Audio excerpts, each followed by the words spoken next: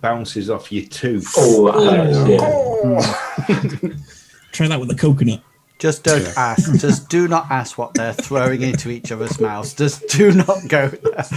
Right, let's make sure that everybody is up and yes, so everybody should be up and running. And is everybody in their right box? Yes! I am. Hurrah! Hurrah! Hello, and welcome to this week's stunning adventure of Mithras or RuneQuest 6, whatever you would like to call it. It's completely up to you. We left the party in a rather interesting situation last week, and so we're going to pick it up right from that point. But before then, I'm going to allow people to have the opportunity to say who they are and who they will be playing. And we're going to start with Chugwuga, and then we're going to go around. Oh. We're going to go around clockwise. That's not my name. Chugwuga. No, you didn't say that to begin with. What did I say? You said Chugwuga. I thought that was your name.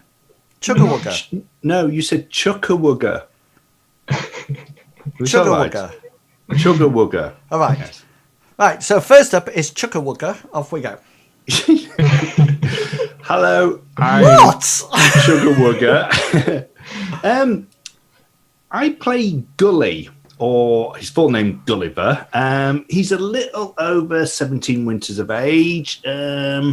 He's small, he's thin, he's scrawny. He's got a mop of ginger hair. This isn't my real hair, by the way, just in case you were wondering. He also has a bit of a freckled complexion. He is apprentice to Master Healy, and he's a sorcerer in training. Now, out of all the others, he seems the least suited for adventure. His armour's makeshift. He's got like a padded tunic on, which is actually several tunics all sewn together. And his helmet, well, that also doubles up as the group's cooking pot when they make camp. And as for his weapon, well, let's just say if you need some cheese cutting, then Gully's your man. Sorry, now, I thought you finished. I thought you now, had what finished. Gully lacks in equipment, he more than makes up for in enthusiasm. He's always happy to talk, and talk, and talk, and will occasionally bestow some of Master Healy's wisdom to the group. That's my character. I think we've had that one before, haven't we? No, you haven't. Have we not? No. Sorry for interrupting. I think it was a you. bit shorter. Yeah. This one was much shorter. This was the summarised version. Yeah. Sorry for interrupting you there. No, it's okay. I didn't mean to. I get used to you interrupting. I didn't mean to do that. I do apologise. Okay, and BigBste. I am BigBste, and I'm playing Briggs. Oh, did anybody see Doctor Who? Oh, sorry, Big.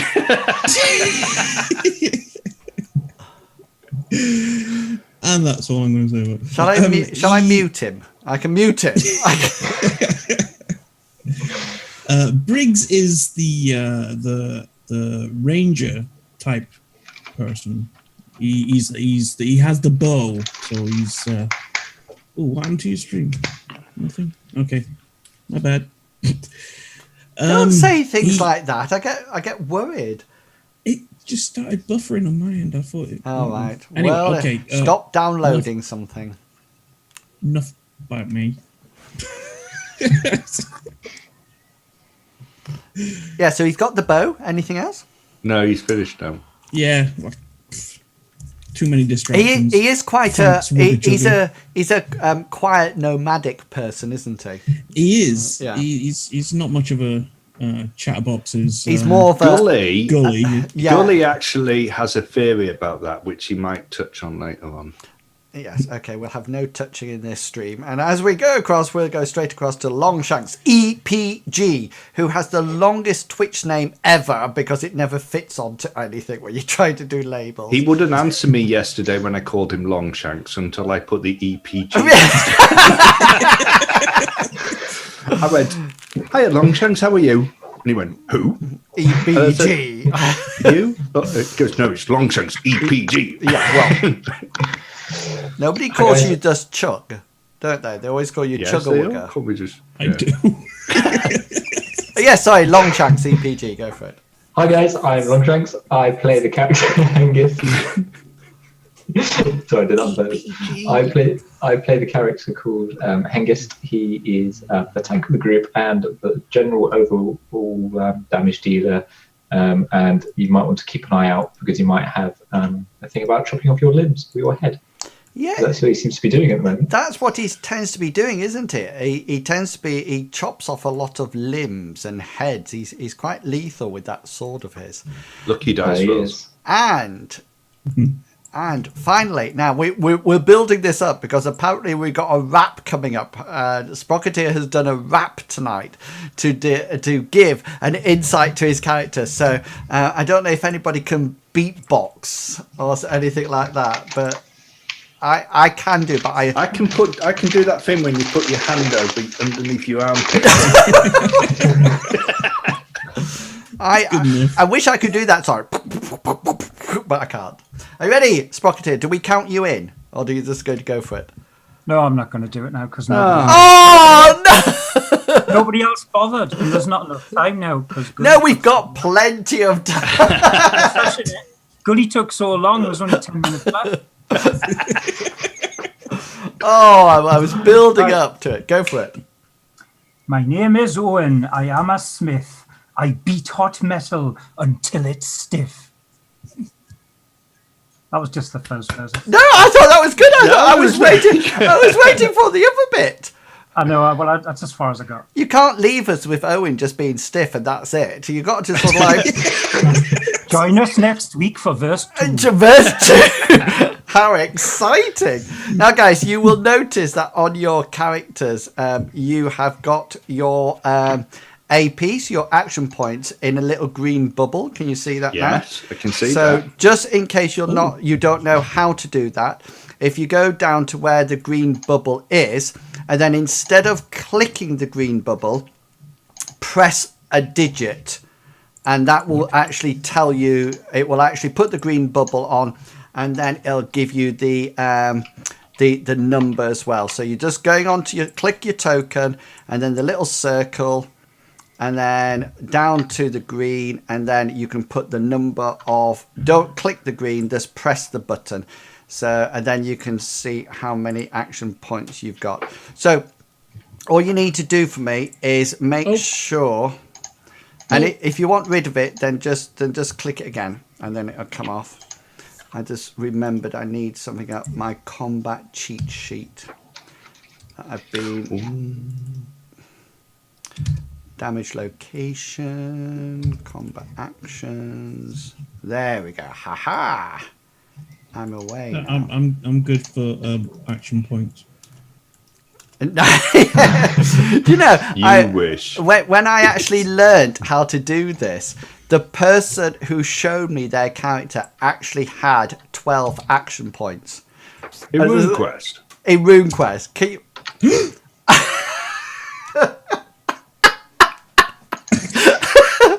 And Briggs deleted his character. And Briggs disappears, never to be seen again. What is he? I do? You press delete. Oh, okay, so you can mess about with those. It's all right because we're not using. No, those. you can't mess about with it, Big. Leave it. Yeah, just leave it. Hands off the keyboard. Just leave it. You're not to be trusted with this character. So if you can actually make sure that your action points adjust as we go through the adventure, then that's absolutely fine. The other thing that I would like to remind you, I was watching back last week's video, and I'd just like to remind you that you're in an underground temple that might have nasty things lurking in it. Okay, so it's not really the place to sit and rest. If you do wish to sit and rest or have a conversation, then it's probably better to leave and come back in if that's what you wish to do. Okay, otherwise I will attack you from behind. And then that'll be it. That'll be it. Promises. So that'll be it. You'll just be. Owen's already stiff, so he's good to go. I don't. Stop it! Stop it! I've got a good reputation on Twitch so far. And not after tonight. Oh, you've been banned twice. Once, and the second time was threatened, and it was for playing music, nothing else. Okay, so let's just remind you and the viewer what has happened. Okay, so you were traveling from your hometown to a town called Lindo, and on the way you signed a contract to be bodyguards for the captain, and you ventured onto an island, the island of Vomcase. Well done. And strange things are happening. The captain seemed to get weaker and weaker while he was in the jungle. But as you've arrived as the strange temple, he seems to be perking up a bit. But he has asked you to search out for an amulet. Well done. A magical amulet. Yeah, that will hopefully support him. You got which you can't describe all that much apart from that it's an amulet. Yeah, correct. Yeah. You got attacked by some painted men in the courtyard, which you dealt with very well indeed. And then you headed off inside. You encountered a strange wall that actually mesmerized Gully so much that he spent ages looking at the scenes of carnage and destruction and boobies. No, and killing and almost like the extraction of heart and sacrifice. You also then discovered an elephant, a giant elephant statue that had massive tusks that would be worth several silver pieces, but decided to leave it where it was and didn't venture any further into that room.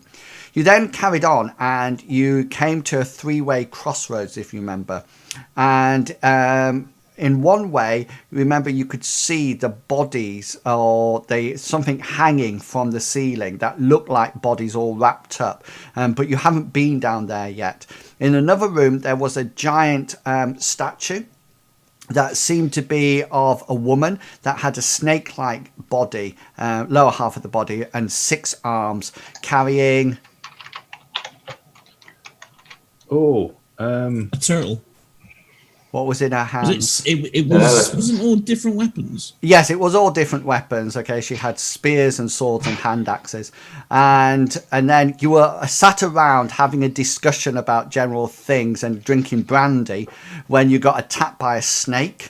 And in the third direction, if you remember, there was strange noises as if there was scraping.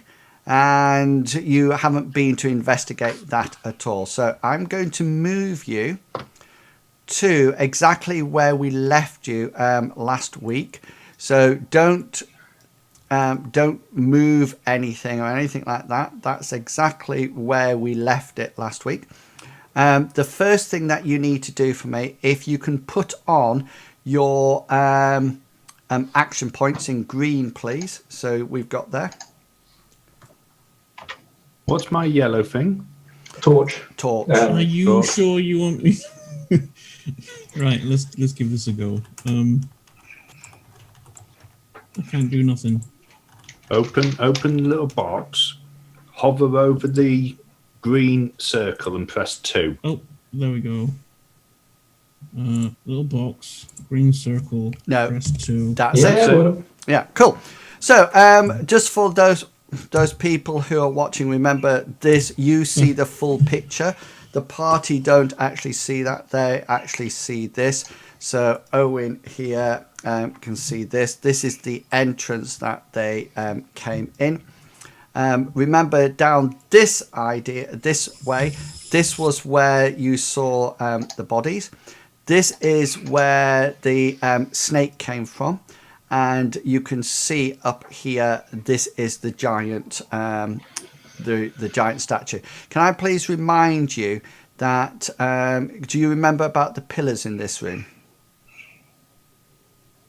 Are they only small pillars? These are right way up to the ceiling. But these ones aren't. They're broken. Yeah, and the ones in the middle are more broken. Okay, and that's it. But does it look like they once went up to the ceiling? Yes, most definitely. And for just out of interest, for people who are watching, this is Captain SeaTide down here. Yeah, sorry, Gully. Gully wants to have a closer look at these pillars. Does it look like they're being... Which pillars do you want to look at? These ones that are actually broken. Are you looking from there? No, I'm moving. Are we all right moving now? It's completely up to you. Right. Do they look like they've been broken recently? Is there sort of like rubble on the floor where they've been broken, or? Okay, so there is rubble on the floor, and just make a perception roll for me, please. This is when all the characters suddenly. Oh, nice. Thank you. Oh, look, formidable! You actually. That's it. That's your one good roll. So remember, if you have a star, then that's a critical roll at that level. And an exclamation mark is a fumble at that level. And remember, if you do fumble at any skill, to tick that box on your character sheet, because that means you can learn from it when you get your experience points later on. That you do realise, Hengist, that if Gulliver is rolling like that, that means he's got the lucky dice rolls today. and Hengist may not. Right. I've said my prayers to the dice god. Yes. Fine. Due to that succeeding as a formidable level, I'll tell you something. Yeah, it looks like they've been battered and chopped, and you can actually see the remnants of the other bits of pillars sort of like lying around the place. So it's a bit like the top half of this pillar might be here, and the top half of this pillar might be here or here. You can't really tell. But does it look like they've all been cut off at the same height, or is it sort of like various heights?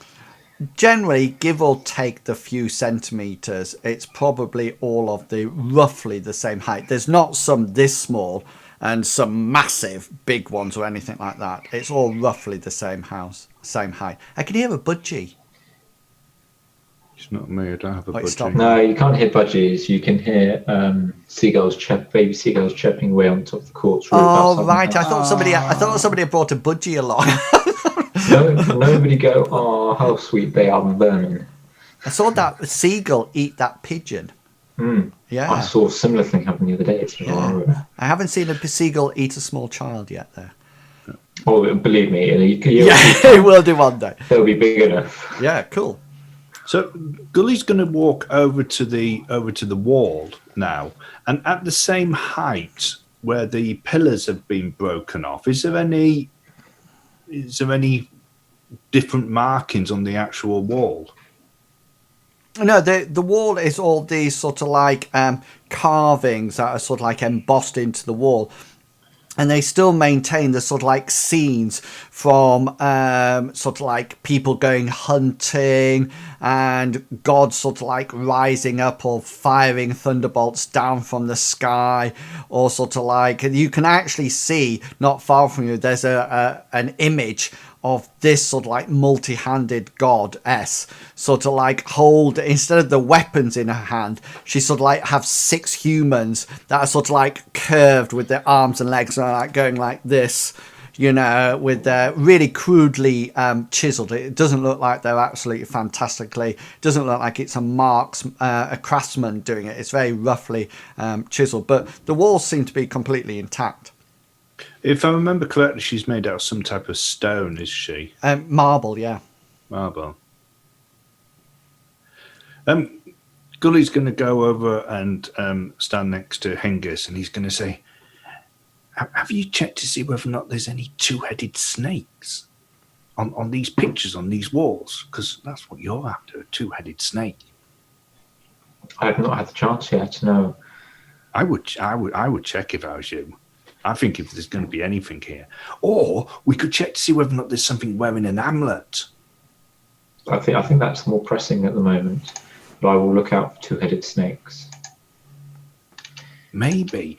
Gully's going to go back over to where the picture of this 6-armed woman is. Is there anything around her neck on the actual picture, like an amulet? No, it's the carving is roughly almost like identical to the statue in the middle. Apart from the statue in the middle is carrying 2 swords, 2 axes and 2 spears, rather than people at the moment. Okay, so Gully's going to go back and stand with in front of Briggs. Well, he's going to go past Briggs, and he's going to go up and stand next to Owen. He's going to say, "Which way should we go, Owen?" He's going to whisper, "Which way do you think we should go?" I don't know. There's noises up to the left. Maybe that's where we should go. I don't think it's going to be with those hanging people. You can hanging people don't normally have amulets. What's an amulet? An amulet. Do you mean an amulet? Amulet. Why, an amulet is a village, boy. Oh. Did someone say omelette? We're after a village? Did you mean omelette? Eggs. Omelette. Beaten and fried. We need to find that amulet. I don't know, boy.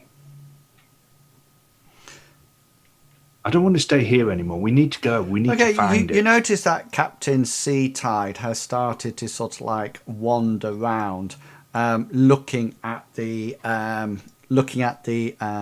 embossed figures. He seems to be sort of like walking slowly around, sort of like peering at them as he goes round, and sort of like looking at them, and then moving on to the next one, and then looking at the next one, and then moving on again as he seems to be going around.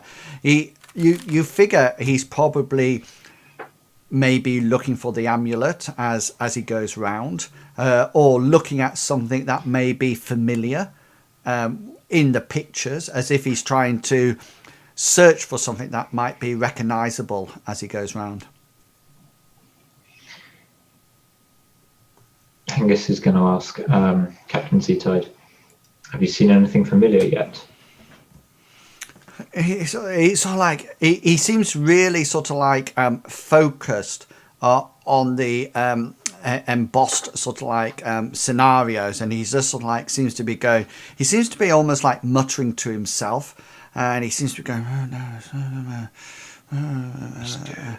and he almost like seems incredibly intent on actually on the actual scenarios on the wall. Just going and having a look back at these. Yeah, sorry. These things. Do they actually follow any sequence, or they obviously tell a narrative as it goes round the room. They seem to be sequential and sort of like telling some kind of story. But from what you've seen at one point, you're not too sure what that story is. But there's on the side of the wall that you were looking at, it was obvious like something happened, a god appeared, it grabbed the people, so there's obviously something working, some sort of like narrative or story going on. But from where you were, and you think, Gully, that this might be what the captain is actually following, and actually sort of like going through the story one bit at a time. So this is where the six-armed woman was. Yeah, just by the second pillar there. With the people. Are the image of the people that they're holding? Are they painted people?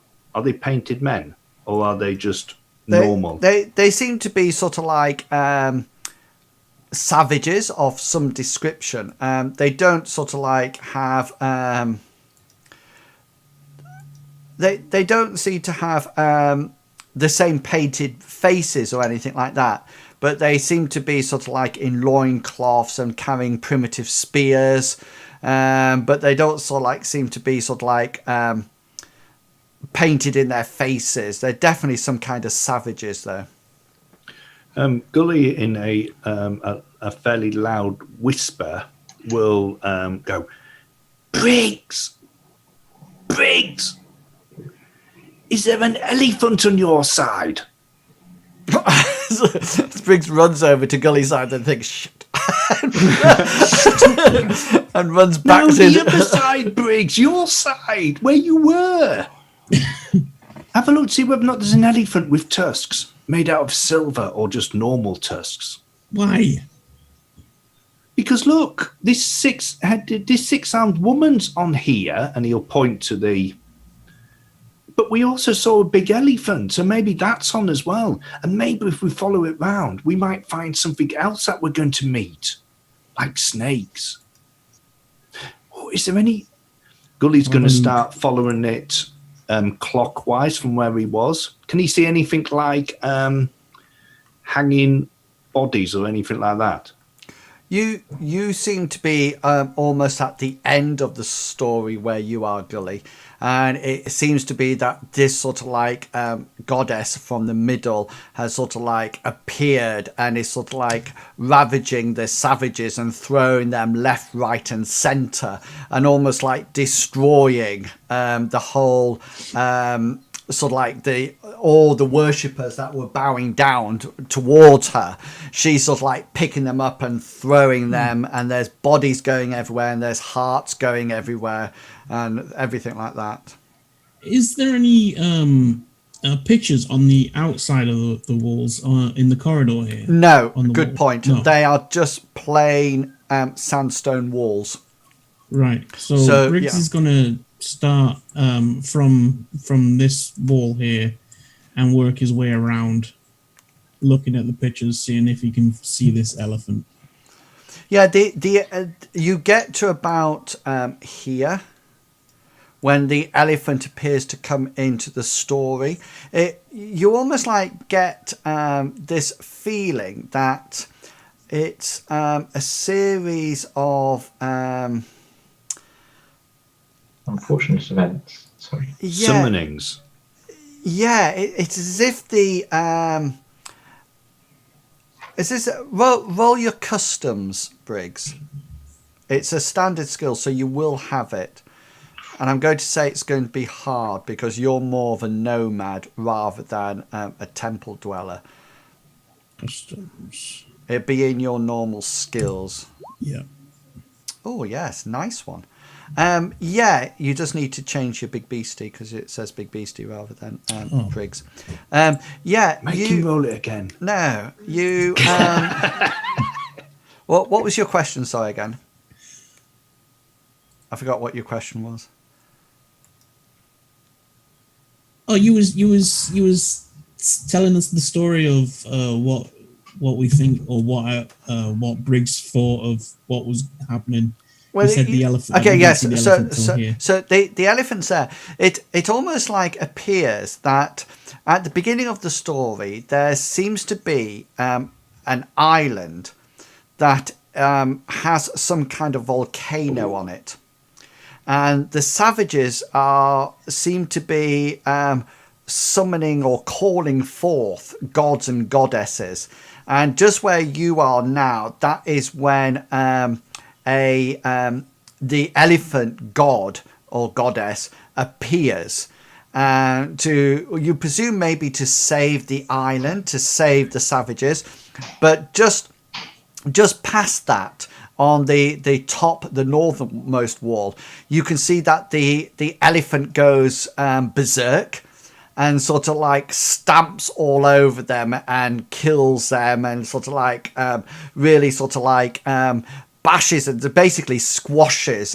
huge amounts of savages. You do notice, Briggs, that there seems to be a key woman that appears in the story, and you assume. Is this from the? Sorry, is this from the custom roll? Yeah, you assume it seems to be almost like a priestess. Who seems so you can see all the savages, and yet this priestess seems to be controlling them. Red Witch. Right. So Briggs is gonna go back round to Owen and point out that that's where the elephant comes about. To me or to Owen? You're talking to Gully. You're talking to Gully. Owen's outside. Yeah, that's who wanted to know, wasn't it? Gully. No. Sorry, not Owen. Gully. Yeah, Gully. Yeah. Okay, and as he tells you this, Gully, you notice that this priestess appears on the walls near you as well, almost like standing behind the six-armed statue. And Hengist, can you just make a perception roll for me, please?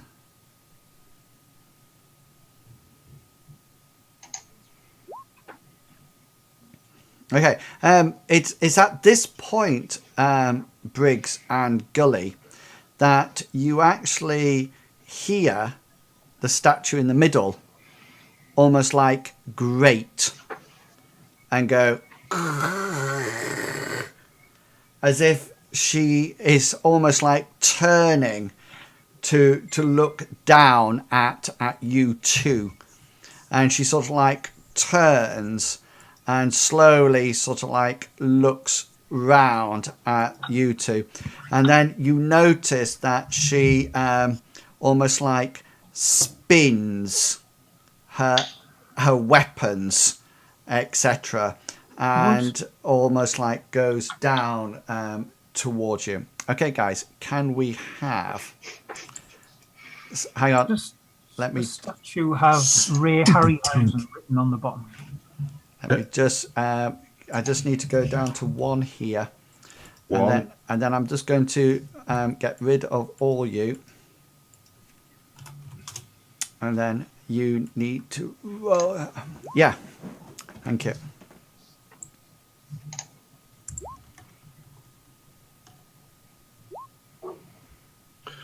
Such a bad roll. Such a bad roll there. I know. Sorry, just 1 second. I just need to find out what her initiative is. I think it's 2. I think it's 38, but I'm not. I just want to check before I just put it in the initiative order. just before we fully jump into this, I just want to double check. Will Hengist have noticed this? Because if not, no, that's okay. I need to go and check on the painter. Yeah. Okay. Go for it. That was your. Here we go. Right. Got you.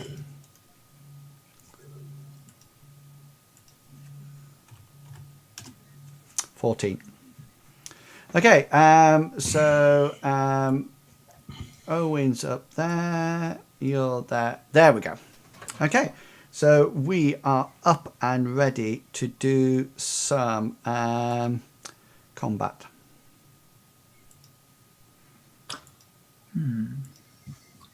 Well, if I'm going first. Yeah, you certainly are. If I notice the statue moving, I shall just call out.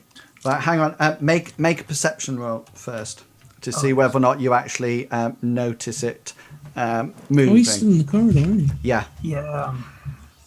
Somebody's got to watch the door. No, you're unaware of it actually moving at the present moment in time, and Hengist is unaware of it because he failed his perception roll as well. So it's the statue's go. Now the statue is really slow moving, and she almost like has to maneuver herself round these pillars. Okay, she doesn't flow over them like a living snake would do. She almost like moves herself over. Is the height of the broken pillars roughly on a par with the height of her arms? Yes. I thought I was going to ask that earlier when Gully was asking about it. So Yeah. roughly at the height of arms. So she's actually here. She's actually facing you, Briggs, but I can't stand to have a token round that way because it looks weird. Oh, I suppose I better do it. So she's like that. Okay, so she's used up her an action point on that one. So Gully, you're up on 13. Gully's gonna shout out, "Watch out! The statue's moving!" So that's your free. And then he is going to. It's got. Are the weapons? Are they made out of marble as well? No, they look like it looks like it's normal weapons inside the actual armor. Right. So inside the marble hands. So they're not sort of like marble weapons. They're sort of like looks like normal weapons inside a marble hand. Yeah. Okay, he's going to point at the statue. And with his fingers crossed, and he's going to cast a very quick spell. He's going to point at the statue and say, "Erit." Excellent. Go for it. And cast his spell. Folk magic. No. Did you not do anything? No. Okay. Cool. No. It fizzles and nothing happens. Okay, so what was it? Just a normal? You didn't fumble on it, so the spell just goes and you lose the magic points, don't you? Yeah. Excellent. Briggs, you are up.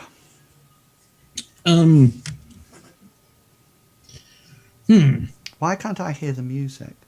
Is there music playing? I can't hear music, but then again, I have mine. Oh, can I now? hear It's it very now. loud. I've had mine turned down. What's it like now? That's better. Yeah. Okay. Yeah, it's good. Briggs, still annoying, but better. I can't remember if he had his sword out in the last. I'm quite happy for you to either have your sword out or your bow out. I'm quite happy. You decide.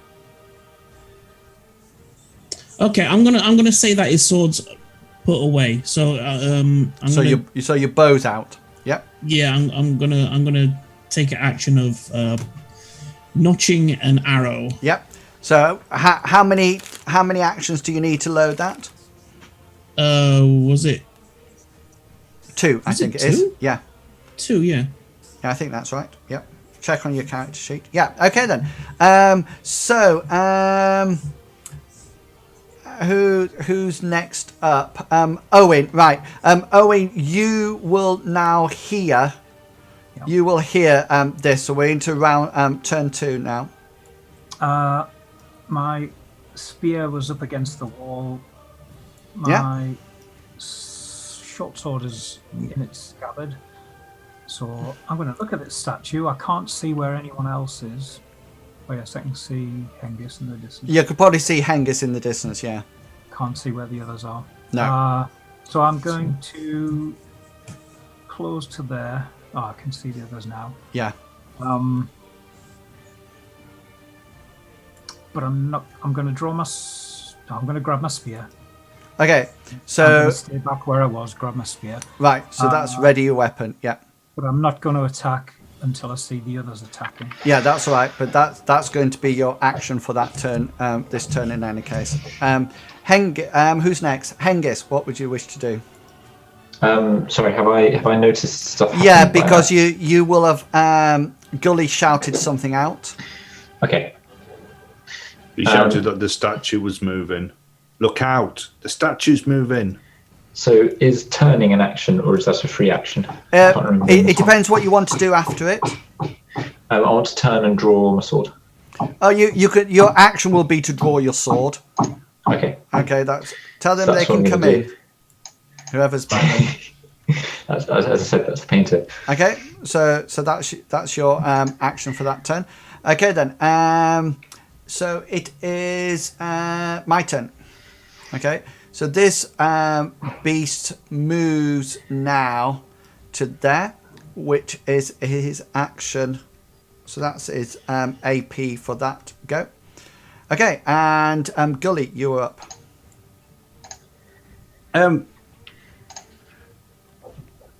How fast did it move? Is it really slow? Very slow, in the sense that it literally moved like from there. It literally moved almost like about 2 meters. It's sort of like a whoop like that as it comes towards you. After seeing what Briggs is like in combat, Gully is going to start running towards Hengist. Okay. So I don't know what my movement rate. It says 6. Yeah. Oh no, hang on. Run. I can run 17. Yeah. So that will be your action to run. So you can run that 17. Yeah. And he's going to sort of like get behind Hengist. Yeah. Cool. So that's it. So we're down to Briggs. What would you wish to do?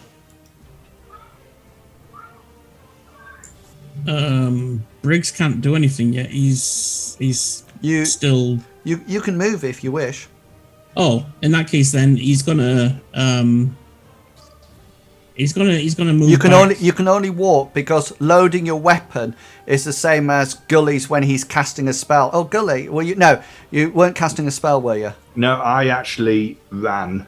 Yeah, that's all right. As fast as I could. Yeah, that's fine. It was. So if you're loading a weapon, it's the same as preparing a spell. So you can walk or take reactive actions. So as long as that's within your walk thing, then that's absolutely fine. Okay, where's my walk? I just want to check. I think that's fine anyway. But so he's going to be walking backwards. 4 meters. You've done that. 4 meters. Is that 4 meters? Is it? Yeah, you've done 4 meters. Right. So yeah, he's just gonna be walking backwards. Obviously, drawing his bow, ready to fire at this big work of art. Excellent.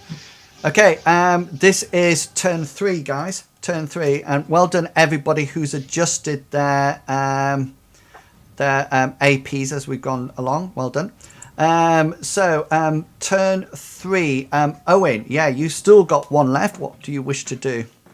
Right, so I'm going to move to here and chuck my spear at. Right, but moving would be your action. All right, in that case, I will just move. So that's your action. So you'll be ready to go next round. Hengist, you have 2 actions left. Hengist does. Hengist, noting where everyone is, he's going to hunker down behind his shield with his sword ready, whack his sword against his shield, and advance to about here. Okay. So why does Hengist have 2 still? Because he didn't do anything. Missed a round. He didn't do anything in turn 1 because he hadn't heard. So now that's his movement. Yeah, and now he's down to 1. So that's right. That's correct. He's correct. Now, I'm just making this a bit smaller so it fits on my screen. Right, statue now. By the way, Hengist is creating quite a large racket because he's beating the edge of his blade against his shield as he's advancing forward. The statue turns round. Yeah, well, the statue's following Briggs in any case, so as he comes round. Gully, you're up to... What's the captain doing, by the way? No, hang on. Sorry, that's a lie. I forgot. The statue doesn't have any more action points left, so he can't do anything. So, Gully, have you got action points left? Yeah. I have 1. Yeah. What's the captain doing? Did I see? He's just sort of like stood amazed at this statue coming to life. You don't need to worry about him. He's not going to. No, okay. No, I was going to give him the torch. That was all. You can give him the torch if you wish. Okay. Gully's going to hand the torch off to the captain and say, "Hold this, Captain SeaTide." Yeah. Well, you just sort of like thrust it in his towards him because you don't actually have any free actions left. Oh, right. So you sort of like thrust it towards him, and he sort of like takes it off you, which is absolutely fine. Briggs, do you have any? No, you don't have any actions left. Anybody got APs left? Yeah, Hengist. You're up. Hengist is just going to stay where he is and get ready to defend himself. Are you readying an action? Is that the idea? He's readying an action, and he's going to defend himself if the statue comes towards him. But he's also going to use a free action to shout, "Oi, Stoneface! Okay, over here!" Cool. So that will be the end of turn 4. So we're now on to round 2, guys. So if you would like to redo your initiatives.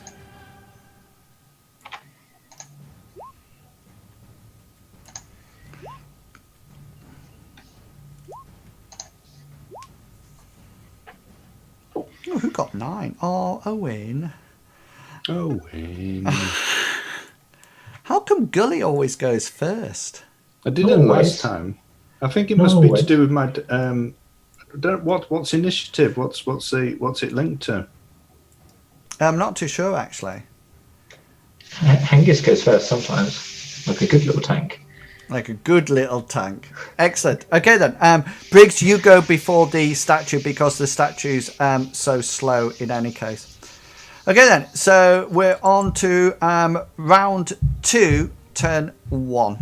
And Gully, you are up. Remember to adjust well done everyone. Remember to adjust your APs. With his hand now free, Gully's going to put it into his tunic and come out with the small medallion, or almost like a disc that has a funny pattern on it that he used against the painted men. Cool. And you're going to... Are you casting... Well, he's going to cast the spell when he can, but that's ready in his weapon. Thing. Okay then, yeah, Hengist, you're up. Hengist is going to use an action to advance a little bit further forwards, still beating his blade against his shield as he does so. Excellent. You're actually behind a pillar there. Oh, sorry, yeah, it was snapped where I want to be standing back here. Cool. Sorry guys, I'm just so you know, I'm just removing your nameplates because it just gets a little bit... We talked about this in D&D. People should be able to see who you are, but it just prevents you sort of like getting complex. Excellent. So that's Hengist done. Briggs. So Briggs is going to fire his bow. Yeah. Or how long does it take him to ready that weapon? 2 rounds. Oh yeah, so you could have fired it at 2 turns. 2 turns, sorry. Yeah. So at the end of the second turn, you fire. So you'll do 1 round, 1 turn preparing it, and then at the end of the second turn, you fire it. So technically, you could have fired it at the end of last turn, but we'll fire it now. Go for it. Okay. So yeah. You just roll your combat skill. Huntsman, innit? Yeah, that is correct. That's the one. Jesus. He never hits anything. Was that good? Right. Oh. No, he missed. So it literally sort of like flies over, but he sort of like whacks her, and she sort of like goes like that, and it just sort of like snaps on her. So that arrow is a loss. You can't actually get it back. So it's not something like you can retrieve at a later date. It's gone. He's not a very good huntsman, is he, really? He's warming up. The first shot is always the warming up shot. Okay, my turn, which will actually bring her into your range, Hengist. Won't it? So you will now get your attack action that you readied. Did you ready one last time? Or did you move? Mike. Defense action, I think it was. You Mike. Is he talking to someone? Sorry, I'm muted because the painter is painting. No, I don't have. I moved. I don't have an action. Okay then. So that's cool. So you'll actually be able to fight next round. That's next turn. That's all right. So Owen, you're up. Right, Owen is going to launch his spear. Yes, at long last. Chuck this spear. Let's have a look. There we go. Yes! Yes, what a shot. Yeah. So you can roll. Hang on. So I can't defend because I don't know it's coming. So you will get 2 specials. You'll get 2 special sort of like options that you can do with your spear. So the first thing I need to do is, do you want to roll a d20 first? Oh, yeah. And so I can see where it actually hits her. 10. Oh, perfect shot. It actually hits her right in the back. Right in the back, right in the center between her shoulder blades. So a perfect shot. And how much damage do you do? That was 4. 4 points of damage. Okay. Let me just do this.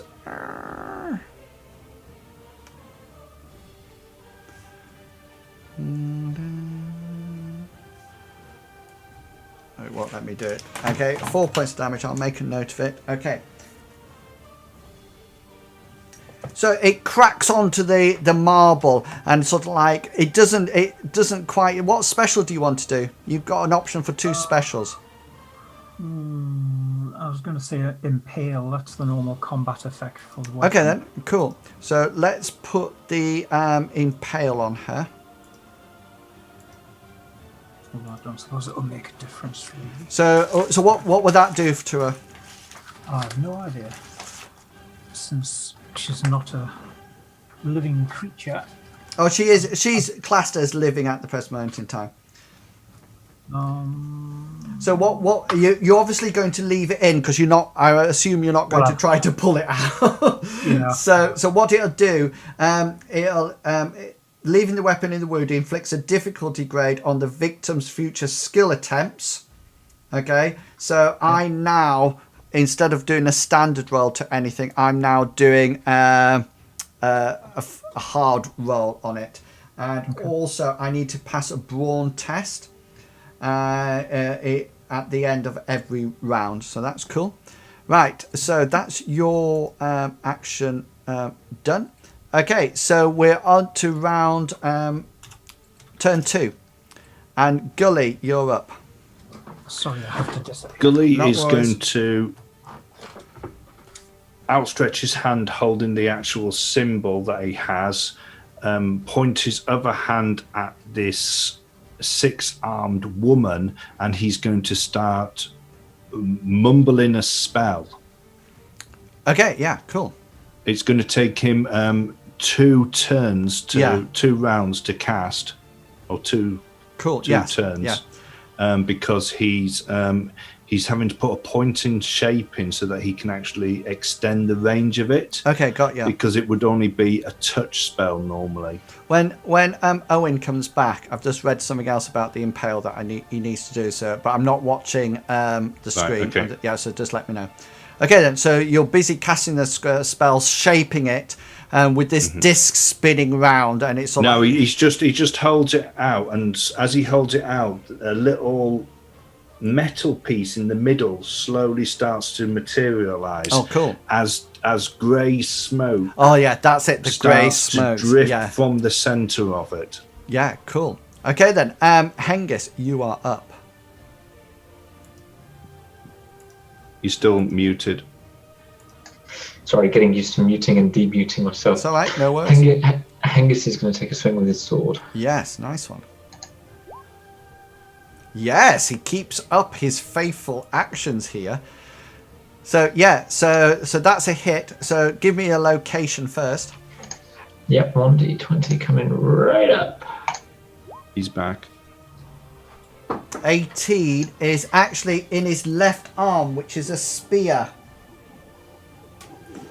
So he's gone again. I'm not reacting to your roll, so you get a double special, because she's actually too slow to parry any of you because she's a statue. So I need damage first. 8. 8 points. Okay. And I need two specials from you. I'm going to do double bleed, if that's okay. Yeah, so I need to... Let me just put my bleed icon on. Okay, just to let you know, you've just actually sliced off that spear arm. Oh, in that case, can I change what I... Can I if I say what I'm going to ask for, then obviously you can decide what that's happens. cool. Yeah. Can I change it to 1 bleed and 1 impale? And then sort of like in the dramatization, it would be sort of like I cut the arm off, and then because it's holding the spear, the spear drops and lands on the foot. No. No, I think it would have been cool though. Lands in its head. No, I'll stick with double bleed. Okay, so that's another action point gone in turn 2, isn't it? Okay then. So Briggs. Briggs is gonna ready another arrow. Cool. Yeah. Now you'll actually be able to fire into this over Hengist's head, so there won't be any change in anything at all. Okay, so this if I hit. Yeah, this other impale thing that you had to tell Sprock. Oh, Sprocketteer, are you back? Yeah. Yes. Sorry. Yeah, sorry. The other thing about Impale is that you get to roll your damage again and choose which one you want to use. Okay. So your first damage roll was a 4. So you can roll it again, and then you choose which one you want to impact on me. 6. 6. Yeah. Oh, I wonder which one I'll use. Go for the 4. 2. So yeah, so your spear goes quite deep into the back, and she sort of like arches her back, and her mouth actually opens, although no noise actually comes out of it. And then you swipe and take her spear arm off her, and it just sort of like clatters down onto the floor. Briggs is reloading. So this is me. Yeah, this is me, isn't it? So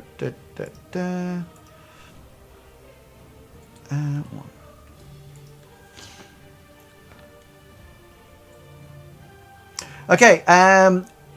Do you wish? She's going to whack you with her spear. She's actually hit you, Hengist. So do you wish to make a reactionary roll on this? Unmute. Thank you, Chugs. Hengist will try and block with his shield, if that's right. Yeah, so just so like do your combat style as normal. Yes, yeah, or just yes. Just. So what's your size? Yeah, size. My size is large. I'm large. Oh yes, so that I think that definitely means that you absorb all the damage. Yeah, you absorb all the damage. So she whacks round with her spear, and you just manage to get your shield in the way. Although you do notice that as you sit there, it's sort of like, you know, the metal edges a bit as the point of the spear sort of like comes into your shield. So that, yeah, well done. Yeah, because that's your AP gone now. And Owen, you're up. If you're there. Yes. Owen's going to draw his sword. So that's your action point. Well, yeah. I can't move as well. That's ready a weapon is your proactive point, and then you would need to move as another one. So yeah, excellent. So does anybody else have any combat points left? Let me have a look. I don't. But do I get to fire my arrow? No, you need, because you don't have any more. So at the next round, you will use an action point and fire. And that would be it. But Gully, yes, you have 1 point left. Correct. Okay, so Gully's going to take his second round to actually hopefully cast the spell. So as he's mumbling away, holding this disc out, this grey tendrils of smoke gets closer and closer to this 6-armed woman. This is my to see whether or not I can successfully cast it. Yeah, go for it. Yes! Oh my god! The tendrils of smoke wrap around her 8. abdomen. Yeah, it does. So I've got a slightly different hit location table because of her 6 arms. But yes, that is actually the same. It actually wraps around her abdomen. So just when she ceases to become right where her belly button is. Okay, do you do some damage to her? I'm just putting I'm just doing the thing for you. Doing the what, sorry?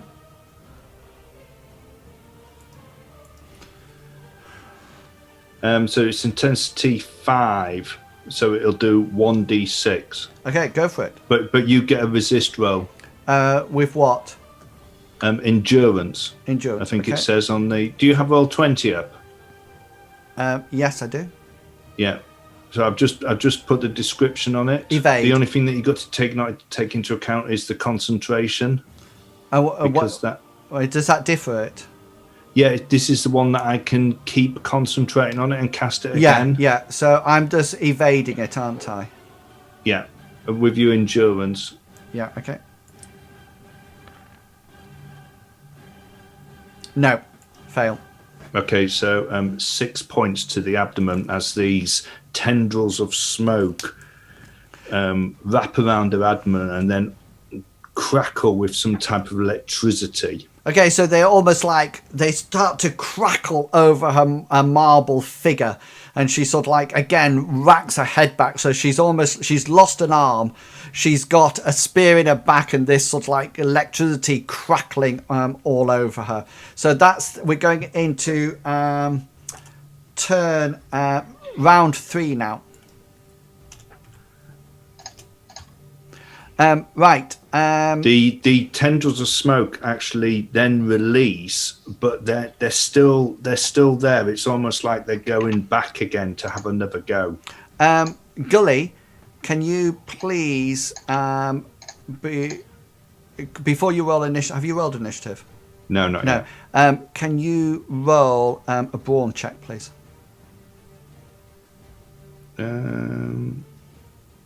No, I'm pretty good at this. Failed. Failed. So you are now hard. Yeah. No, you're now winded. Yeah. Yeah. So all your skill levels are now hard because you've been fighting. Let me just figure out what the colour of that is for you.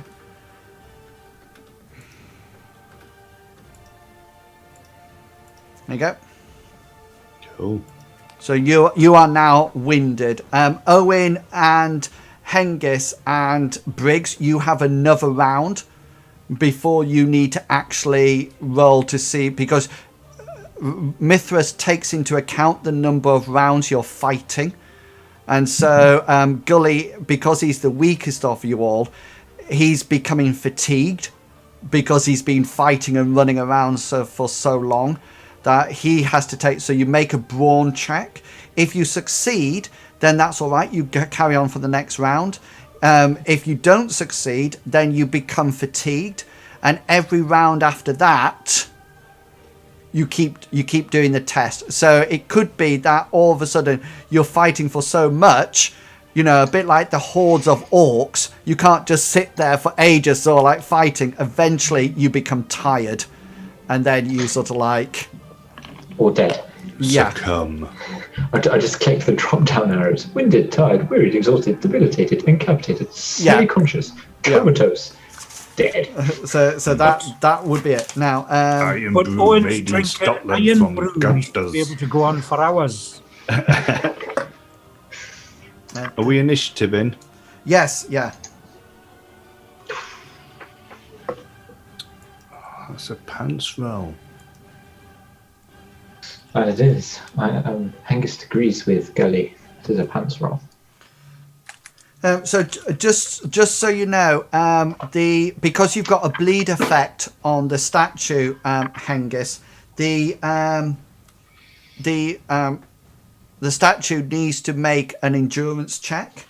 Mm-hmm. Okay, and he's actually failed that. She's failed that, so she's actually now winded as well. But she's already got on her. Everything needs to be one harder because of the thing. So she's actually now weary. So it's too hard. Sorry, she's now hard with everything because she's now tired. Okay, so that's where. Right, are we all done? Nice one, Briggs. Okay, that's perfect then. So this is round 1. So Briggs, you are up first, so you can finish drawing your arrow back and let loose. Woo! Let this baby fly. No.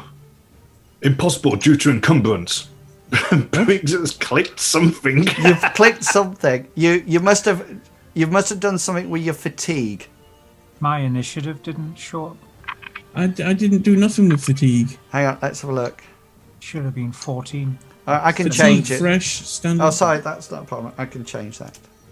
What did I do? Oh, Anna, it says to do with his encumbrance. Has he?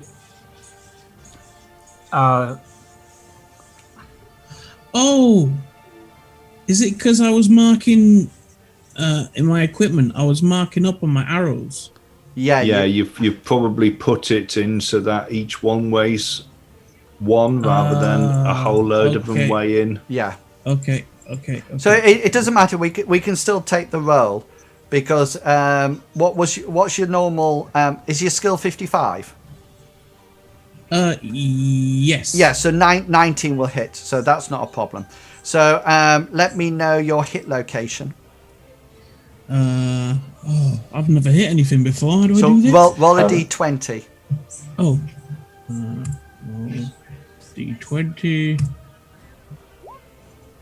4. Hits her right in the 4. You hit her actually in the snake-like part of her body. So do your damage. So there should be a damage button further down for your bow. Should just say your long bow, and you just press that. Long's word. Huh? So you've got your longbow, which has got should be down in the section below combat styles. There will then be a name with shields and weapons. Right. And then it'll have a thing called damage, and you want to hit the button to the right of the damage. If you hit size, you've gone too far. Why does it say long words? Hang on, let me see whether or not it's actually in there.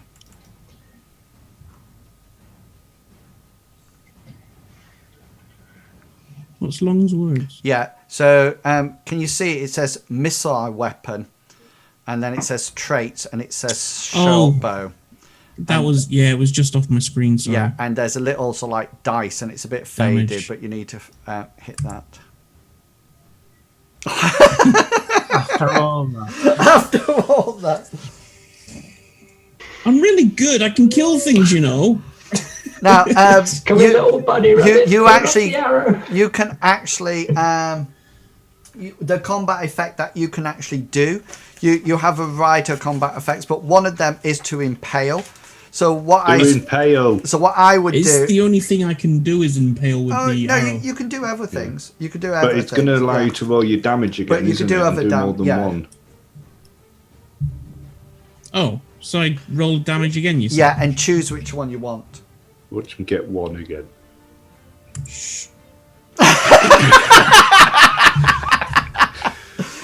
I'd go for 1. BigBste, go for 1. So, right. Eeny, meeny, miny. I'll take 1. Okay. These dice really hate me. I was so right to run behind Hengist. I think you definitely were. Okay, that's Briggs done. Gully, you're up. So if I'm correct now... Oh, no, sorry. Yeah, sorry. I just hadn't adjusted. Keep calm, Longshanks. Keep calm. Cheating. It's not cheating. Cheating is when I kill you without giving you a roll. This is a mistake. Good grief. No, kill him anyway without giving him a roll. I am going to, yeah. Okay, Hengist, what would you like to do? Angus is going to take a swing. Excellent.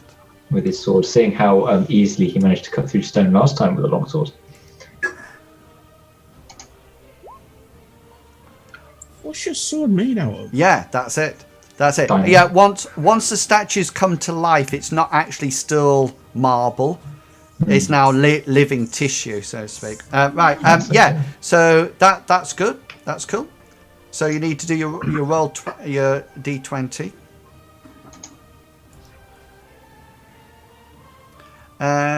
One is its tail as well.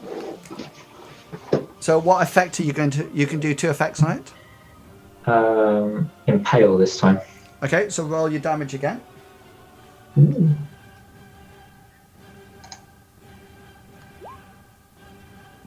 Cool. Okay, you've actually sliced its tail off. Yes. So we'll probably say that it actually tried to bring its tail round to try to swipe you, and Briggs saw it coming and sort of like quickly peppered off an arrow into it, and then you actually, following the arrow of Briggs, you saw the tail coming round and thought, drat, and just sort of woof, like that, and sliced it off in the same time. Okay, it's my roll. Yeah, are we happy with that? Oh, that sounds good. Stop cutting things off. No. This is me. Hengist from now on demands to be known as Hengist the Dilemma. Do what? Sorry. Hengist the Okay. Dilemma. I've hit. So do you wish to react to this and shield? Yeah, Hengist will. Sorry. Yeah. Okay, go for it. And I'll just do that first. And then that. Oh, you're unstoppable. Unstoppable. Okay, so here again, she brings a battle axe down onto you at this point, and you just manage to raise your shield, and you just feel it on your arm, and it goes choom, like that, straight into the shield. Okay, Owen. Right, having drawn his sword, Owen is going to charge in behind the thing. Cool. And that's your movement. So you're doing and turn 2, and Gully. Do I need to make another roll now to hit, or do I just? No, it's still actually on it. The spell is actually on it, so you'll just do your damage. I still get to resist though. Okay, but do I get to do a new location, or is it just? I think. Do the tendrils come out and then go back on and wrap around somewhere else? I'm quite happy for you to decide what you wish to do with that. Yeah. So the tendrils will release off her abdomen, and then they'll. So it almost like sucks back into you. You sort of like send it back off again. Yeah. Yeah. And this time they go round. Oh well, they go round her abdomen again. Oh, cool. Okay, do me some damage. Don't forget you can resist it. Yeah, I've already done my roll. You failed. 4 points. 4 points. As the dark tendrils or the grey tendrils of smoke crackle again with electricity. Yeah, and as this happens, without a tail, you notice that the living waist of the statue goes like that and almost like snaps. It's really interesting, Hengist, because when it actually breaks off, you don't see like guts and anything inside. It just seems to be like almost like a powder form, and she actually falls to perfect timing. She actually falls to the ground. Now, just for the sake of argument, this would be the end of round 3. So you guys would now have made brawn tests. So just to give you an idea how it would be like, do you want to make your brawn? I'm not going to make you fatigued because they can't. So Hengist, you would have been fine. Where's brawn? It's in the standard skills. Down the left-hand side, down at the bottom. Oh, yeah.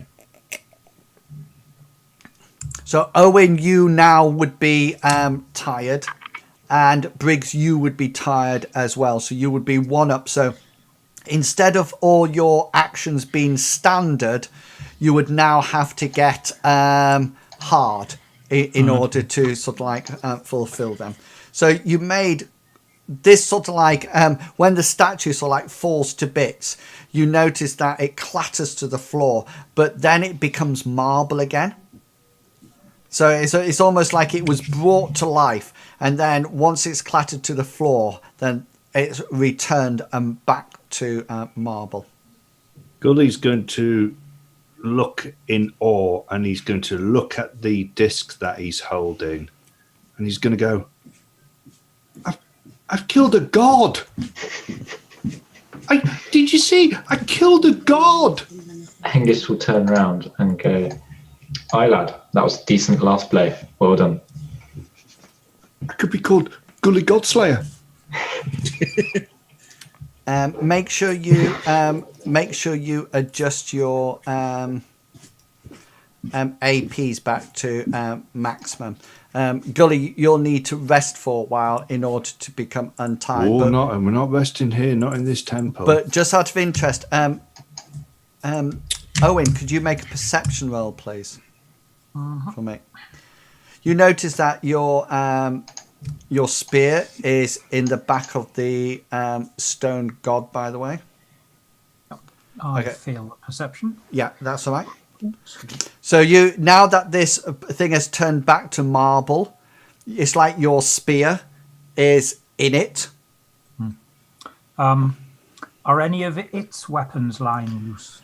I think Hengist broke one of the arms, but it's probably it's probably released that spear, so you can probably pick up that one instead of your own. That would be fine. Yep.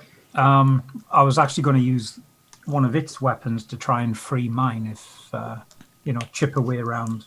Yeah, you'll probably if do you have any of your smithing tools, because that's probably a lot better because it's marble. Ah, yeah, true. So I'll do that. Yeah. Okay, so Gully's going to put his disc to one side, and he's going to take the torch off Captain Seabreeze, and he's going to say, "You did great, Captain. Absolutely great." Excellent. So you sort of like take the torch off him. Owen, you'll need to give your torch to somebody because I think you've actually. I would have dropped it at the door. Actually. Okay, cool. So you notice that Owen has got some tools out. Is it Owen? Yeah. And he's sort of like, he's got like what seems to be some kind of stone chisel, and he's sort of like banging and sort of like chiseling down into the solid marble, hitting it repeatedly, trying to get his spear out of the back of the statue. Can you just roll your... Gully's going to go and stand over him so that he's got the torch so he can see better. So there's quite a lot of noise now as you go. Can you just roll your smithing roll for me, please? What are you doing, Owen? Owen, what are you doing? Trying to get my spear out, boy. Hengist, who is very aware that there's lots of noise going on and remembers that some things started coming last time there was lots of noise, he's going to go stand in the doorway. Okay, Keep cool. watch. And he's still got his sword out, and he's still got his shield. Although he's not standing in a combat stance, he's standing, sort of like holding the two ready. Yeah, cool. So Owen is still sort of like chiseling away at this marble, and sort of like there's bits of marble going out, and there's a constant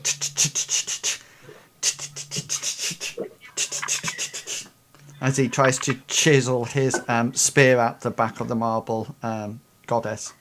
Have you tried pulling it out, Owen? Briggs, your arrows are... Yes, boy, stuck. Have you given it a yank and pulled it out? Well, you have a try. I'm holding the torch. Right, well, I'll just get on and do this then. Oh, all right. I'll hold He's the going torch to for come you. down and stand on the other side of the doorway. Yeah, cool. Pretty handy with your magic there, boy. That was quite impressive. Master Healy taught me.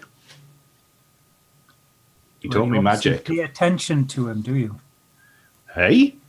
You obviously pay attention to him. Oh, yes, I do. Yes. Well, it pays off, doesn't it? Yeah. Master Healy used to say, if at first I didn't succeed, I was above average. Whoa, a wise man he is.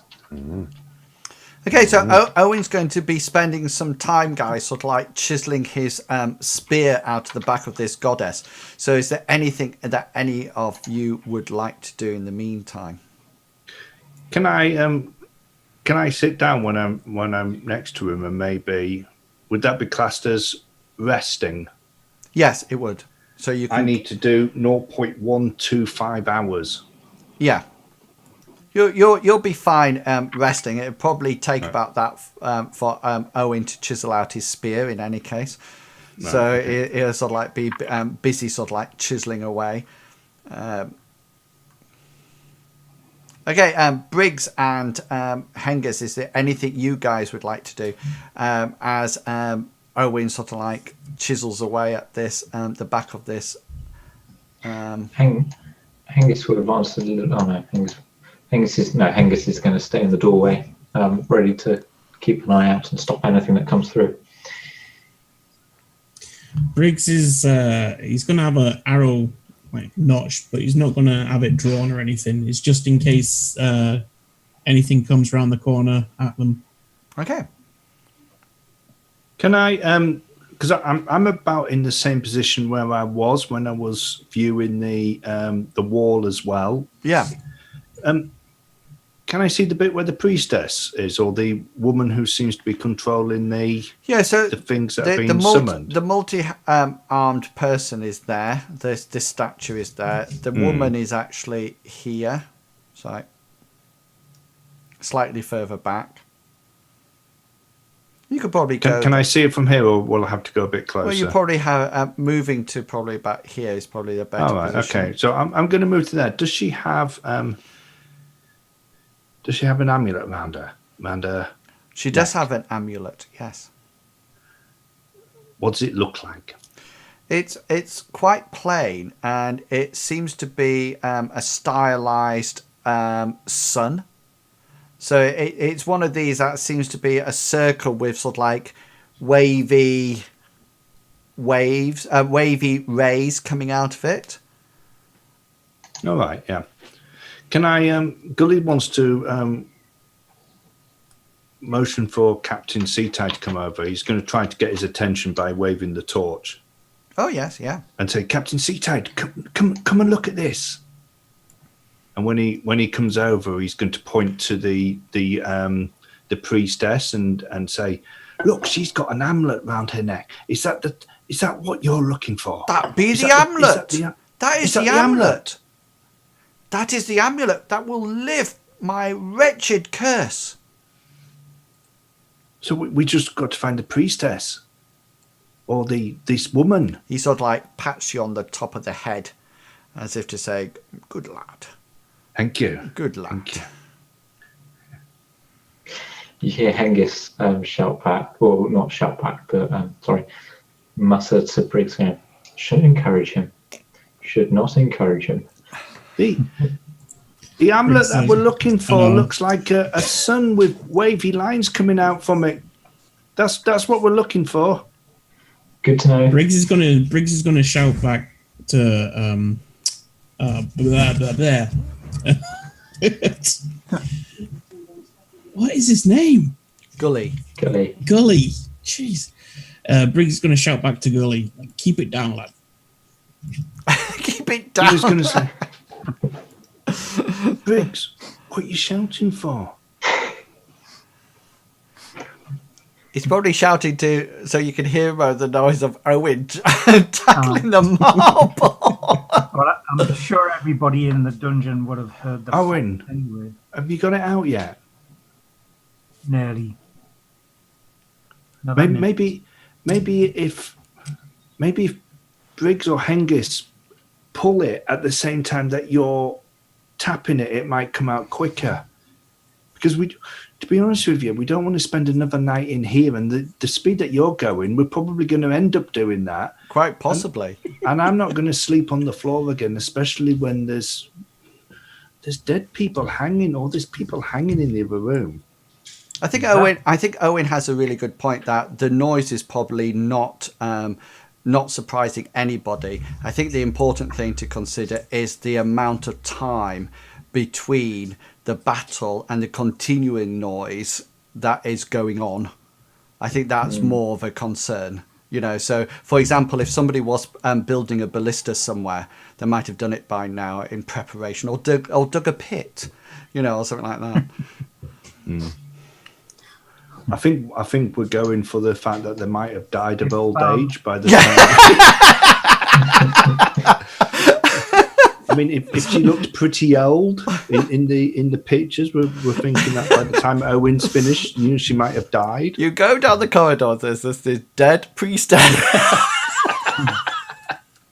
That was easy. Yeah. Zimmer frame. Angus is going to. If I'm not getting very far with this, I'll just take the spear that the creature dropped. Okay, I think you're making progress, but you're not making fast progress on your roll. So forget it. I'll just take the other spear. Okay, cool. Sorry about that, boys. I just fond of that spear. Had it for years. Angus, I killed it on the way out. I killed it. You didn't kill it. We all killed it, boy. I was the one who killed it. Angus is going to call out to Gully and say, Gully, I need your light. We need to get going. Gully's going to keep behind Angus as he moves down the... Okay, so I think we should go left.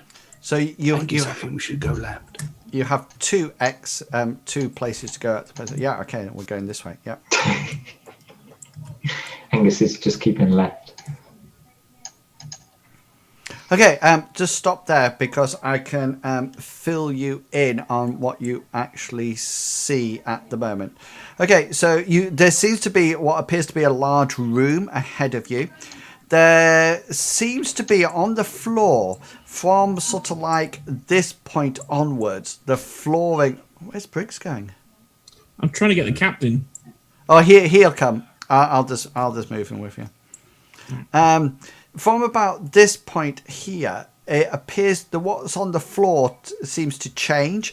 Rather than sort of like being sandstone and things like that, there appears to be more sort of like, well, there probably were once some kind of tapestries or blankets, but they look pretty decayed and rotten at the moment. And they seem to be...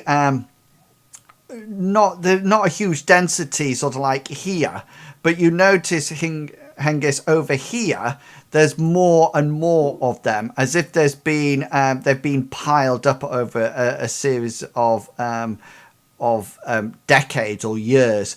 This side from where you can see is definitely some kind of bed chamber or some kind of living quarters, and I think you can just see it. There's certain things over this side that you can just see. These seem to be barrels, but they don't tend to be the big barrels. They tend to be smaller. I want to say gunpowder barrels. That sort of like, to say gunpowder. Yeah, that barrels. sort of like size. Okay. Okay. Small barrels, sort of like 30 centimeters. More or like so, kegs rather than barrels. Yeah, and I think you can just see this. I can just see the edge of a grate. Yeah. Yeah, and that seems to be some kind of hole in the floor with some kind of metal grid over the top of it. It doesn't seem as if it's part of the hole. It seems to be lowered over the top of it. And from what you can see there, that's it. You don't know whether or not it's pinned down or connected in any other way. You can just sort of like see the edge of it. These tapestries that are on the floor. Yeah. And you say that they've actually started to rot. The ones that are in front of us, can we actually see the floor material through part of the rotting. Yeah, you can still see the sandstone floor. It's just sort of like all over the place. But it's as if they've been laid down for a huge amount of time. And, walking over it or moving over it has worn them away. There's also quite there's a bit of a stench coming from this room of like ammonia and feces, and as if somebody's been living in here a long time without sort of like leaving the room for bodily functions. Have any of the tapestries that are on the floor sort of like been gathered where something's, because we heard scraping noises coming from up in this direction. Can I see any marks on the actual sandstone where it scrapes, or can we see anything that might have so for example the tapestries have been scraped back as something's... well, roll for me, roll like roll your insight.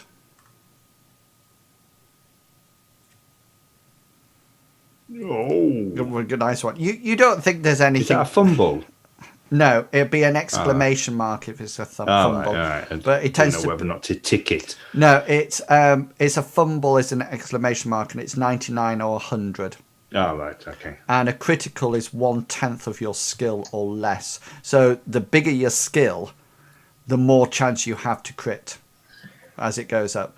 No, you don't think that these tapestries couldn't have made that scraping noise at all. Okay. And from what we can see to the tapestries to the right of us, I know there's several stacked on top of each other, but it doesn't look like there's a body or anything like that. Sorry, whereabouts are you? Just pink. You were talking about these ones here. They're sort of like... Oh yeah, no, it just looks like you can't see a body or anything like that. It just looks like there's more, as if you know when you look at Arabian Nights sort of like area, it looks a bit like that. Yeah. Just for sleeping purposes. Yeah. Okay. Hengist is going to advance further, and he's going to edge towards this room first. Okay, so you can see now, you can see over at the far edge. Gully's going to keep up with Hengist anyway, because he's got the torch. Yeah, and so keeping up with Hengist is a safe bet. You can see over here now. You can see over here that this appears to be like a pit, and it seems to be exactly what it looks like there. It seems to be a mesh, a grid that is over the top of it, and you figure that this is probably what might have caused the grating sound, as the metal was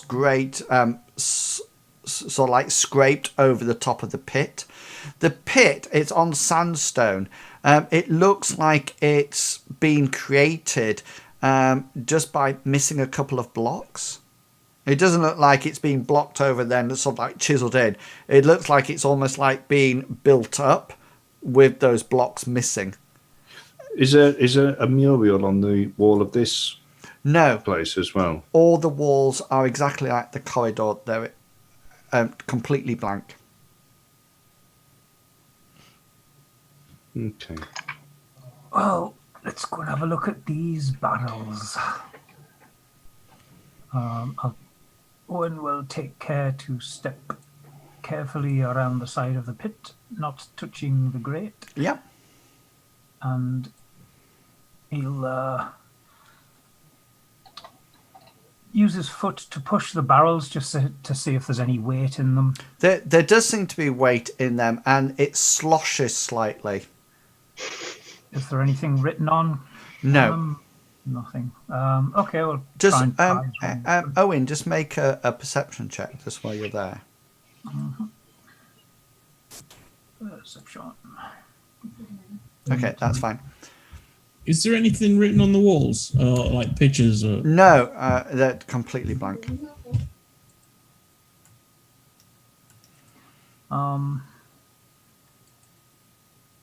Prise these little barrels open. Yeah, so just make a smithing roll, because you'll be used to opening these barrels in your normal everyday life. Yeah, so you prise one open quite effectively, and there seems to be a deep red liquid inside. It seems to be... Does it smell alcoholic? No. Quite the opposite. It smells quite metallic. Metallic. You dip my finger in it. Is it blood? It is. It is very thick blood. Bloody hell. Look at this, boys. Got a barrel of blood here. What have we got barrels of blood for? Oh, I know. Maybe they're vampires and this is their snack. They're going to take it on a picnic. Oh, maybe the priestess or that woman is using blood to keep her young. She bathes in it, do you think? I think that noise that we heard was that grate being moved. I think that she lives here and she's already gone. That's the way that we should go. Hengist, we should go down that grate.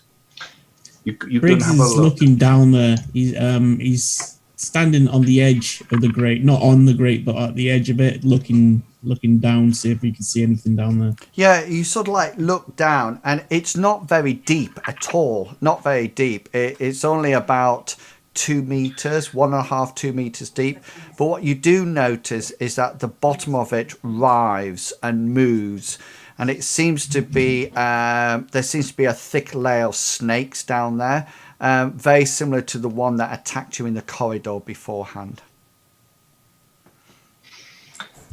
So he's going to pass that information back. Hengist is going to have like a quick, half glance down to Gully and go, "You trying to get me killed, boy? I ain't going down there with no snakes. One was bad enough."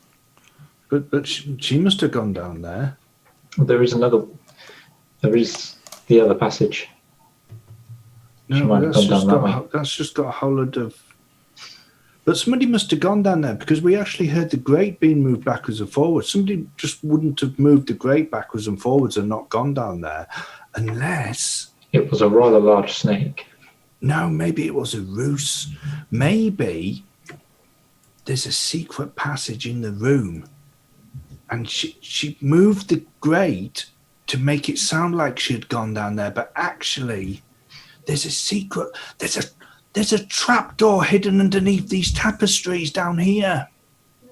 Gully's going to go over to these tapestries and start to move them. Angus is going to be torn at this point whether he follows Gully because he's one of the party members, or if he stays near the captain, because at the end of the day their job is to look after the captain.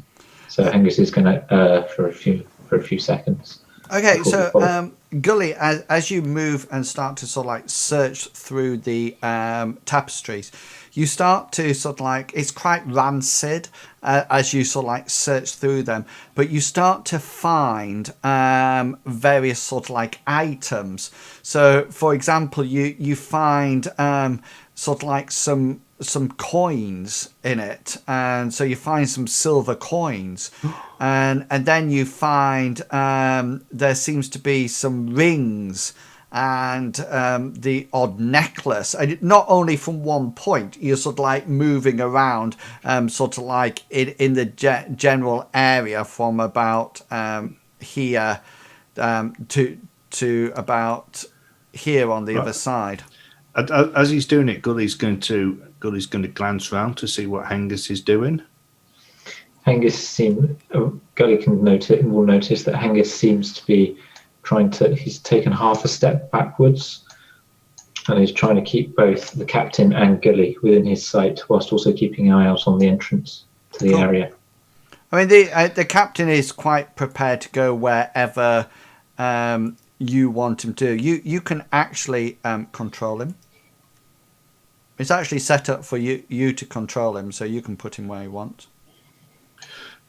Gully's going to keep moving the tapestries around, picking up the little bits and bobs that he finds, but he's also looking for the amulet. Sorry, I'll be right back. Okay then. So it doesn't appear. So is the captain searching with you now, Gully? I've just moved him over there. He's going to be. So are you instructing? Are you instructing him to go over there? Well, I would have thought the captain would be fairly interested in trying to find the amulet / any loot. Yeah. So what I've said is that you can tell him where you want him to go. So for example, if you want him to search, then you can sort of like say, right, Captain, go over and search with Gully. Well, I'll phrase it slightly more politer than that. I said, so the captain is now sort of like with you, Gully, and you can see him picking up various things and popping them in his pockets as you find various things. So Gully's always going to be trying to get it before he does and put it in his belt pouch. Yeah. In his purse. So you sort of like find between you sort of like you find sort of like 3 gold coins, actual gold coins that you actually managed to sort of like pop into your sort of like your pocket. He finds some gold as well. And you find a ring, Gully, and you notice that he finds some what appears to be some bangles that you sort of like, and he's quite excited about this now because he's almost like finding treasure. Mm-hmm. You know, and he's sort of like popping it up into his. So I'm just making a note who's got stuff here. He's sort of like picking it up and popping it into his thing, and he sort of like looks at you and sort of like smiles at you knowingly as if to say, "Oh, this is good, isn't it?" You do find you at one point you both sort of like rummaging in things, and you both put your hand on something, and you both look at each other, and it seems to be a small box.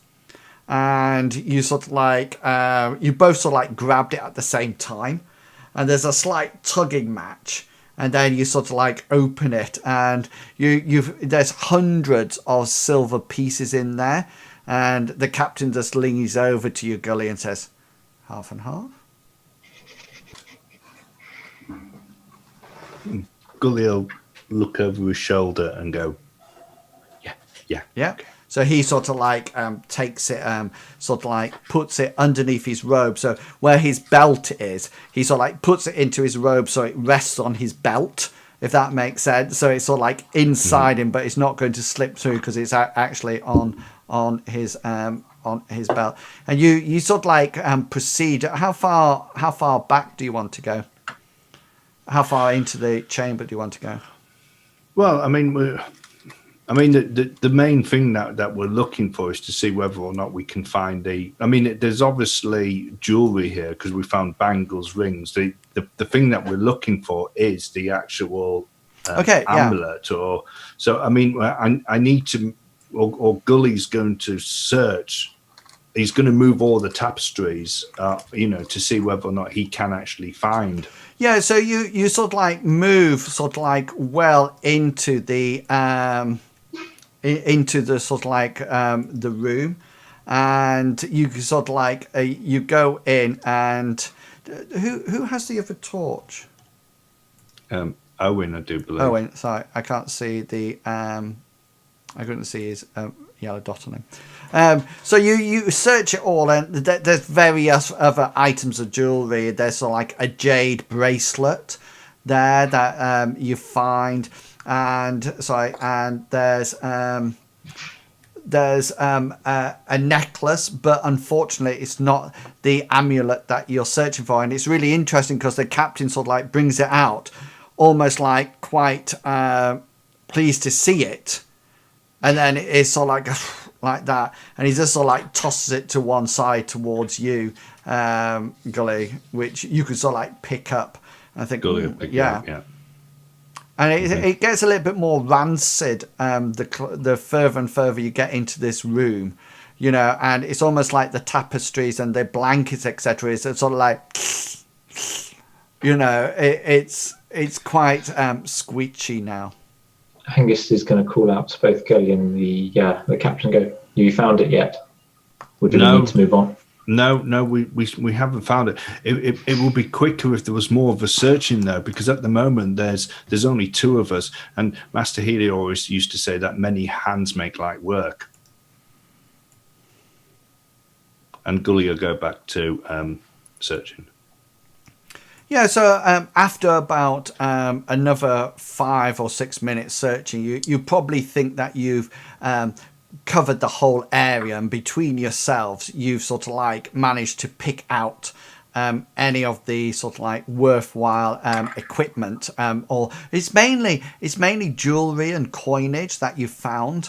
There's no sort of like magical items or anything like that. It seems almost like everyday items that you actually find.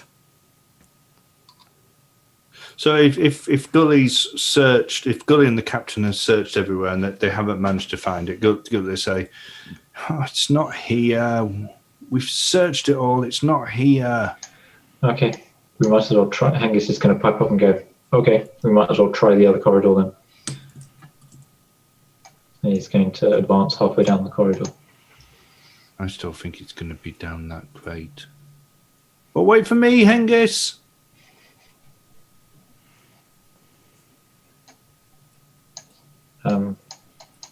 There's the captain.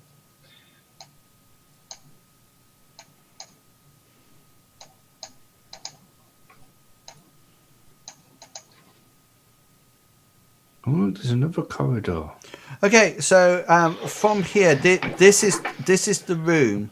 This is the room where you can see it's almost like shrouded bodies hanging from the ceiling, and they seem to be. There's definitely an odor of death down here, and you can see that underneath each one of them is one of these tiny little kegs that you found beforehand in the main room, and it appears that whatever's in it, they're almost like cocooned in almost like bandages or linen cloths or something like that, and you can see that up at the top it's quite white.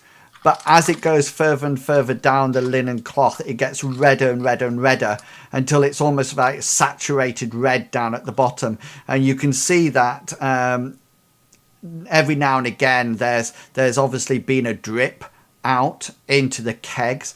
There's about 9 of these things hanging there, and every now and again they seem to move slightly, but you're not too sure whether or not it's because of the you don't think it's alive. You think it might be just the change of the air or something like that. I take it that are they hanging from their feet rather than they're not hanging from their necks? They're actually it's very hard to tell because they're all sort of like, it's just sort of like an amorphous blob inside the linen. What's this to the right, or can we not see it yet? So this just seems to be a dead end, but there's various piles of linen and rope and things like that, and these down here appear to be like empty kegs. Are they the same? Are they the same size as the other kegs? Yeah, and exactly the same. The ones that are over the. Okay, all of a sudden you hear this cry, this scream from the corridor, and there's no good moving him now. Oh, sorry. Yeah. And I thought everyone else was keeping an eye out as well. Owen, you quickly turn round and notice that the captain is no longer with you. Sorry, I'll step around the corner or to the corner and see where he is. Yeah, so sure as you come around the corner, you see that a strange-looking woman has... Hang a minute.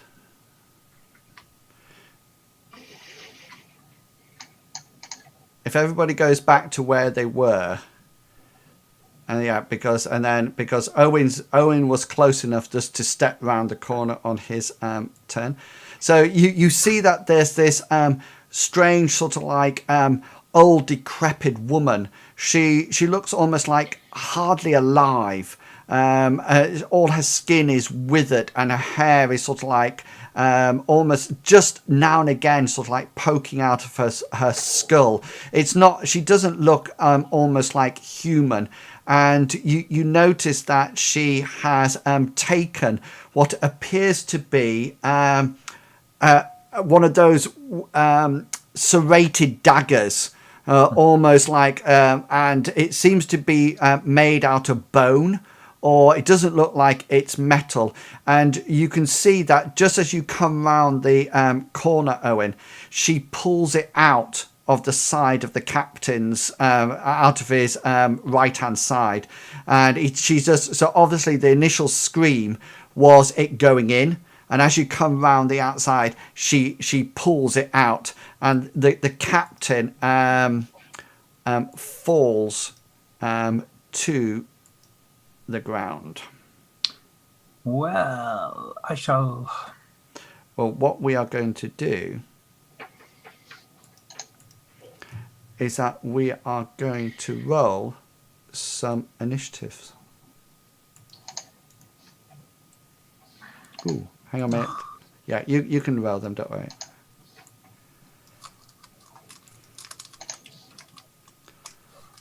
One.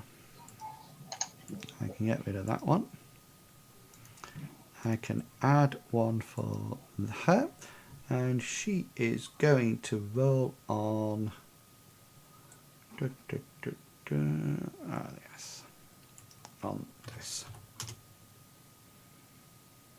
Hengist, what is your? I think it goes on your. Is it your dex that? Is it your agility that it goes on? My dex is 15. Yeah, 15. Okay, cool. And what's her? 13. So you will actually go before her. Okay. So that's the order that will be going in for the first attack. So let me just do this.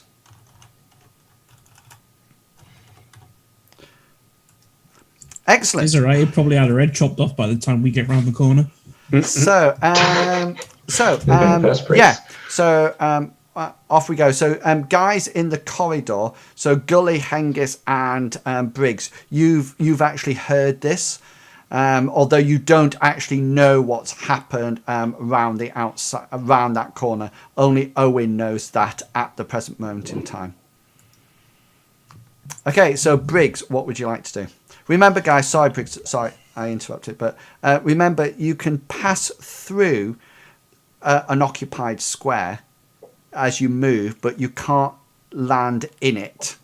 So Briggs can actually move, sort of like, I'll move you back in a second, Briggs. He can move through here and end up there, but he can't, sort of like there, but he can't actually end up on top of Owen. Because that squares are, so it's assumed that you sort of like move out the way as people move backwards and forwards. Okay, so Briggs, you're up. What would you like to do? So Briggs is going to move straight up. He still has an arrow on his bow. He just hasn't pulled back and released it yet. So he's going to run up to Owen, asking what's going on, and then obviously seeing what's going on. Well,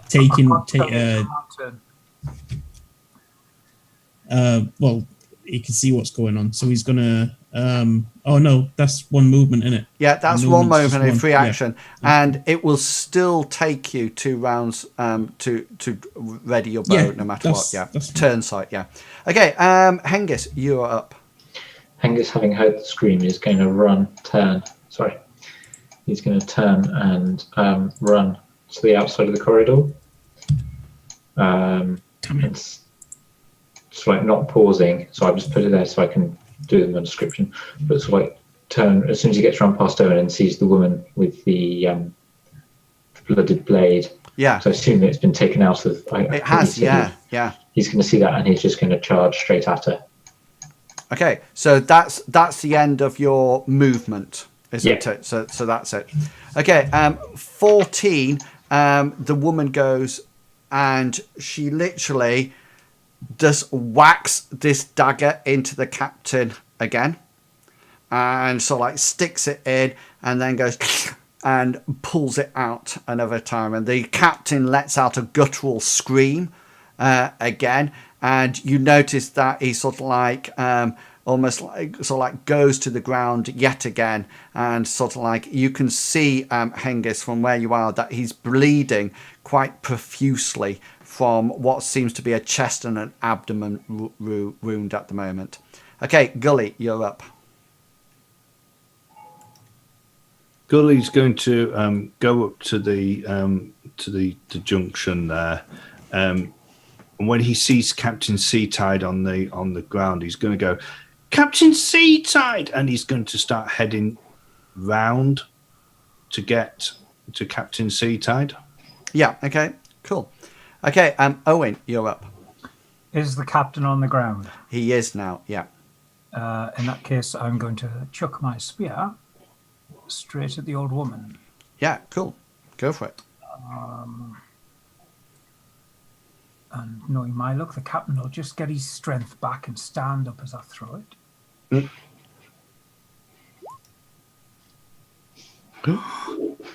Owen's hit something. Take that, Owen. Hang on. So this is my reactive roll of my evade coming up. 75, which misses. So yeah, so you hit in her fort. 1 second.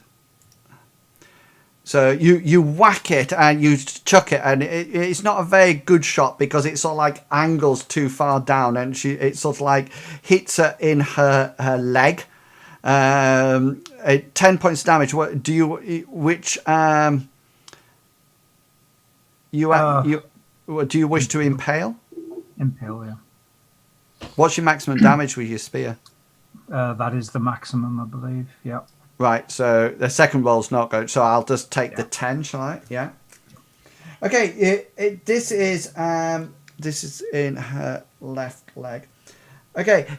You see it slice through her leg, and it actually leaves a huge gash in it, an almighty gash. So much so, Owen, that you think it should have actually severed it. But as soon as it's passed by her, you notice that it just all like goes and almost like knits itself together again. And within microseconds of it happening, she's actually fixed it, and that's it. Right, guys. Let's see who's got. That's Owen's attack gone. Right, Briggs.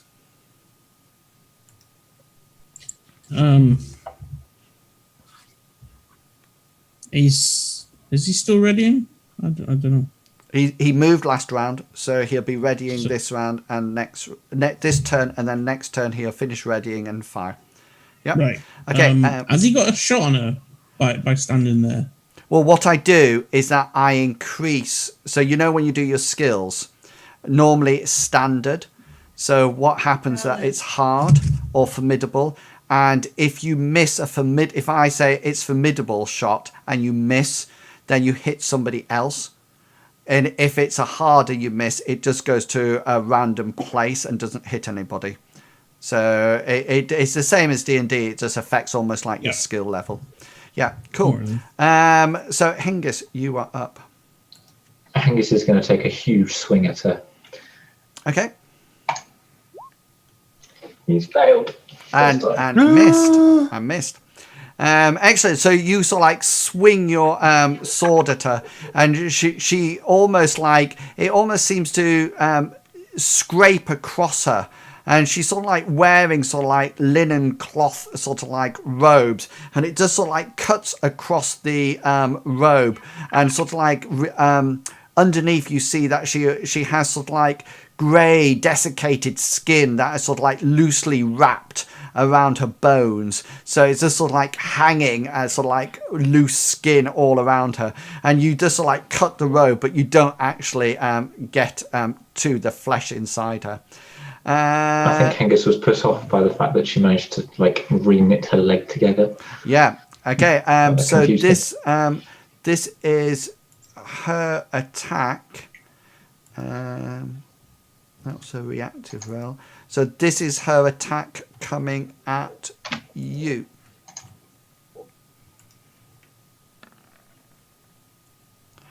She misses with a 98.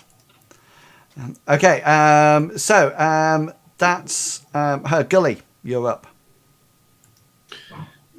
Gully's going to get down next to Captain SeaTide, and he's going to point his fingers at his abdomen, and he's going to quickly cast a spell. Okay. He's going to, you hear him say, Leah, as he casts it.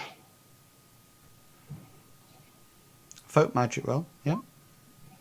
Oh, you what? Yeah, so that is so that's what it looks like. That's what it looks like when it's a critical roll. Okay, so no matter how hard it is, it's going to be critical. Okay, so what happens? Can you tell me what happens?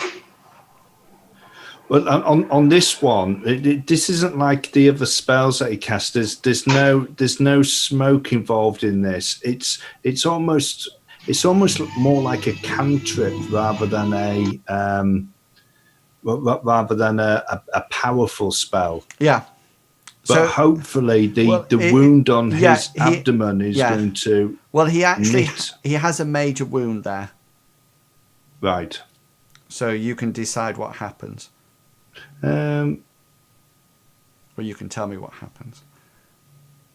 So when he points to it and he says, Leia, the actual knife wound, it almost like starts to knit itself again, and the flow of blood that's coming out of it is stopped, and it stabilizes that actual wound. Yeah, so he's not now. You don't look like he's going to die from this. It looks like he will actually survive these double knife wounds, thankful to your magic. I think you've got 1 AP left, have you? The next round, yeah. I'm just changing it. Sorry, I was doing my magic points. Okay, well, sorry. So. Oh yes, sorry. Yeah. Owen, you're up. Owen will now draw his sword. Okay, cool. And prepare to move next turn. Yeah, excellent.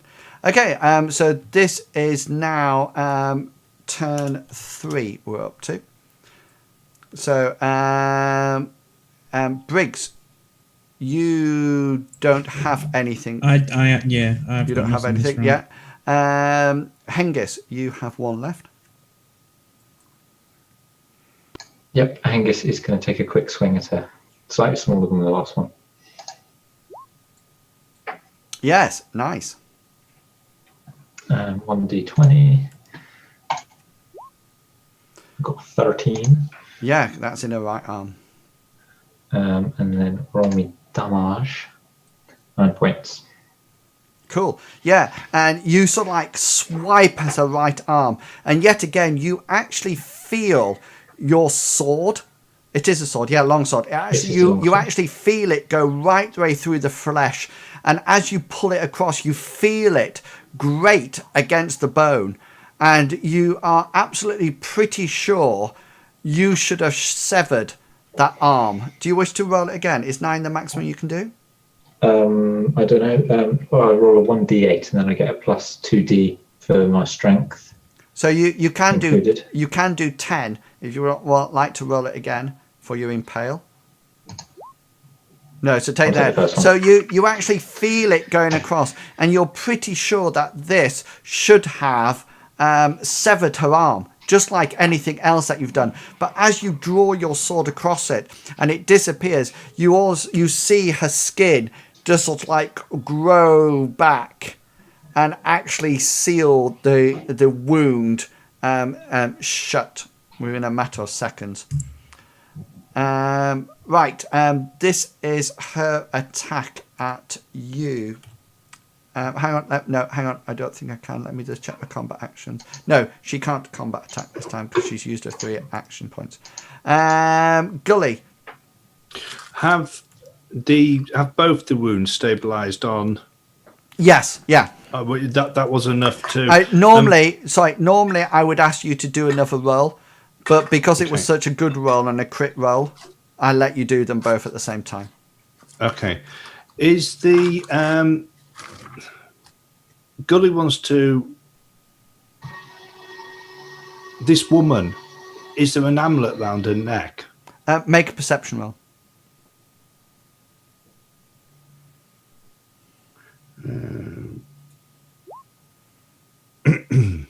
It's very hard to see her neck. She seems to have these linen robes on, but you think there might be something just on the side of her neck, maybe a bit of metal, but you're not too sure. Okay.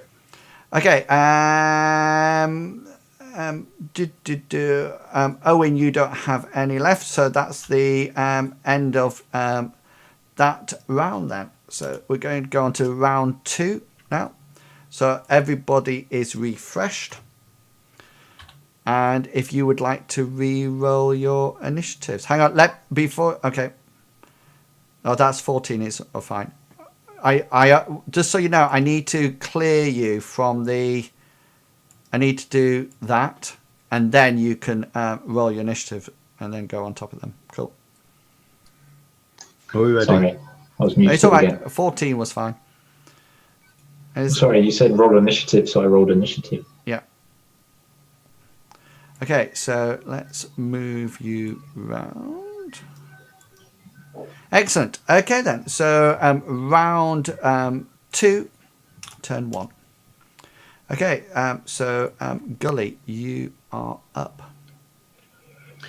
Again, Gully's going to cast a very quick spell. He's going to point with his fingers, 2 fingers crossed, at this old woman, and he's going to say, "Erit," and cast a quick spell. Unfortunately, nothing happens. So you hear it go as it filters out. Okay, Hengist, you are up. Hengist is going to take a slightly different approach this time, seeing that his blades pass through her twice, and he's seemingly done damage, but not done any damage. He's noticed that the captain is now bleeding less badly. Yeah. Doesn't know what's gone on. He knows he's bleeding less badly. He's actually going to lash out with his shield and try and knock her backwards. So he wants to bash out with his shield. Yeah. Okay then, that's cool. So that's still my combat style, isn't it? So proficient in shield. Yes. Yeah. It's still exactly that. Yeah. Yeah. Cool.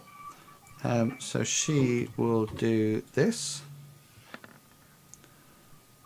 Okay, so she actually, you go forward and you try to bash her with the shield, and she sort of like sidesteps a bit, or sort of like pulls it towards you and pushes it to one side and evades that. She sort of like ducks and comes up. So she's actually rolled to the other side, and due to the rules about evade, she's now prone on the floor there.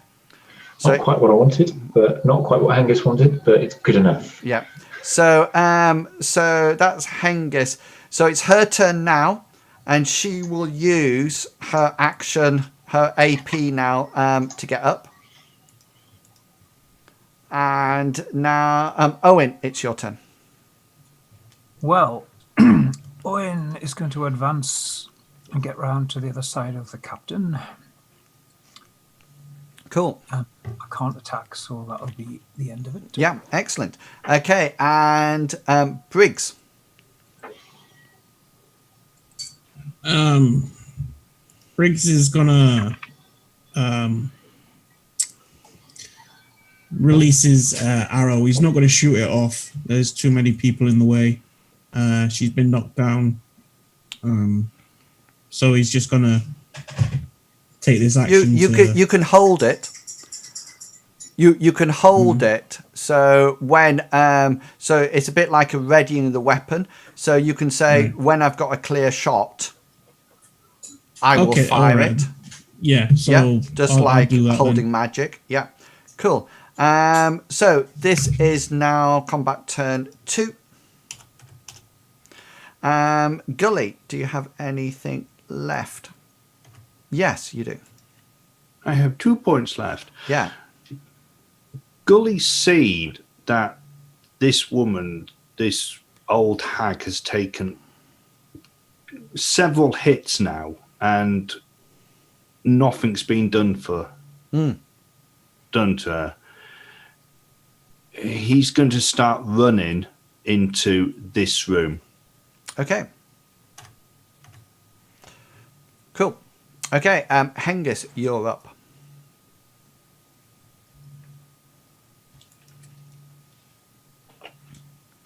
Muted. It's all right. That's his movement in any case. Okay. Sorry, Hengist has moved to make sure the captain is completely sealed off from the woman. Defensive. Sorry, I've got hoovering or whatever. Yeah, it's all right. We can hear it. It's all right. Owen, you're up. Right, Owen is now going to have a swipe at her with his sword. Cool. To try and cut this old hag down to size. How about thee, varlet? No, you don't. No. I don't need to roll my parry. Cool. Did I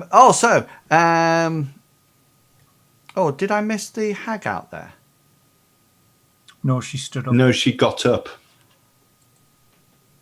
She dodged and fell down, and then you said, she got up as her action. So, Briggs, it's your turn.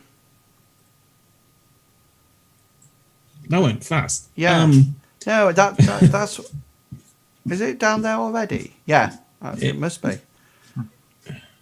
Okay. What? So he still can't get shot off. He's just gonna put his arrow away and sling his bow and pull out his sword. Right, hang a minute, because you held your action last round, didn't you? Yeah. So that takes up that AP point. So do you have any AP? Oh, sorry, that was the first round. Yeah. So this round, you're putting your dropping your bow. No, so I'm gonna use this round by putting away the arrow and the bow. The next round, I'll pull out my sword. Right. So we're back up to Gully.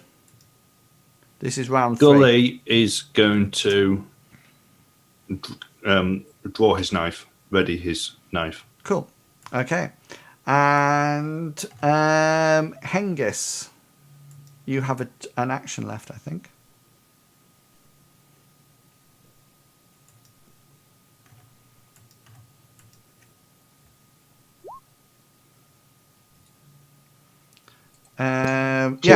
So that hits her. Now she's. Is this round 3? So yeah. So she's got but she's got 1 round. She can parry this round with her 3rd point. But she misses the parry. So you actually do some damage to her.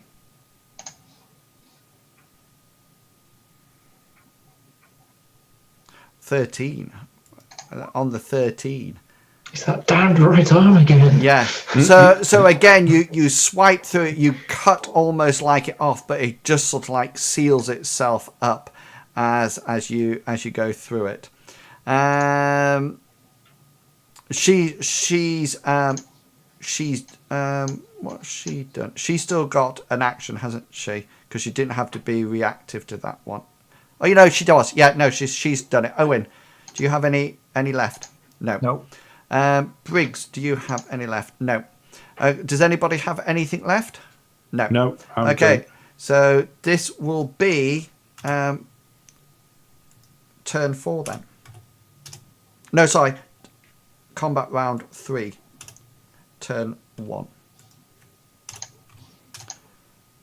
Right, let me dismiss you all first. There you go. Dismissed. Roll away.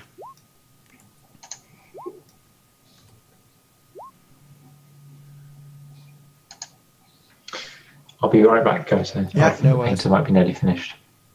No worries. Is that everyone? Oh, Yeah. I didn't click on my token before I rolled. I got a 9. Okay, no worries.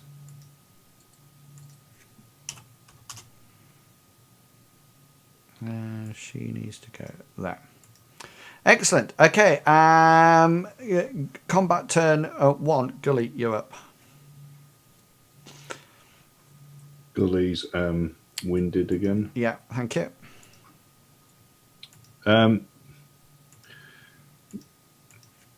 The closest swinging, wrapped. Yeah. Gully's going to plunge his knife into it, trying to aim for the chest or the middle of it, the biggest part. Okay.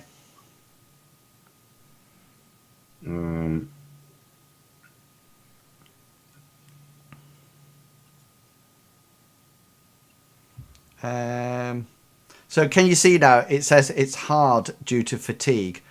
So it's not actually on standard; it's on hard. I think with this situation, it's not actually moving. So it'll be quite easy to sort of like whack it. What is it? Is it a dagger? It's a knife. Yeah, so it's quite easy to sort of like push it in. You do sort of like push it in, and you feel that there's definitely some give as it goes through the linen, and you feel it soak into something inside. Okay, and Hengist, you notice, and Sprocketteer, sorry, and Owen, you notice that this woman sort of like cries out. Hengist isn't back, by the way. He's all right. he's all right. gone to sort out. But you notice that there's like a smear of blood spreads out on the priestess's chest. Okay, so priestess will hit. So we'll do odds will be Hengist, evens will be so top odds are Hengist. Yeah, so it goes for Hengist.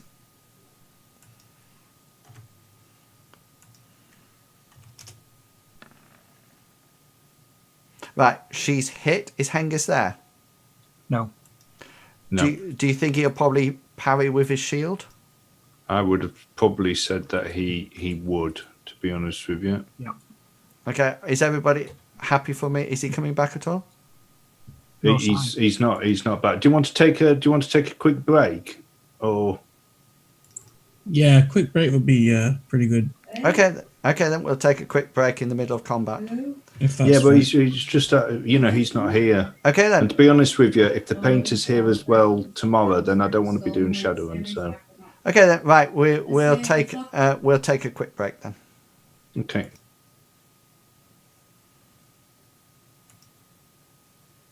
Gully, my old bean.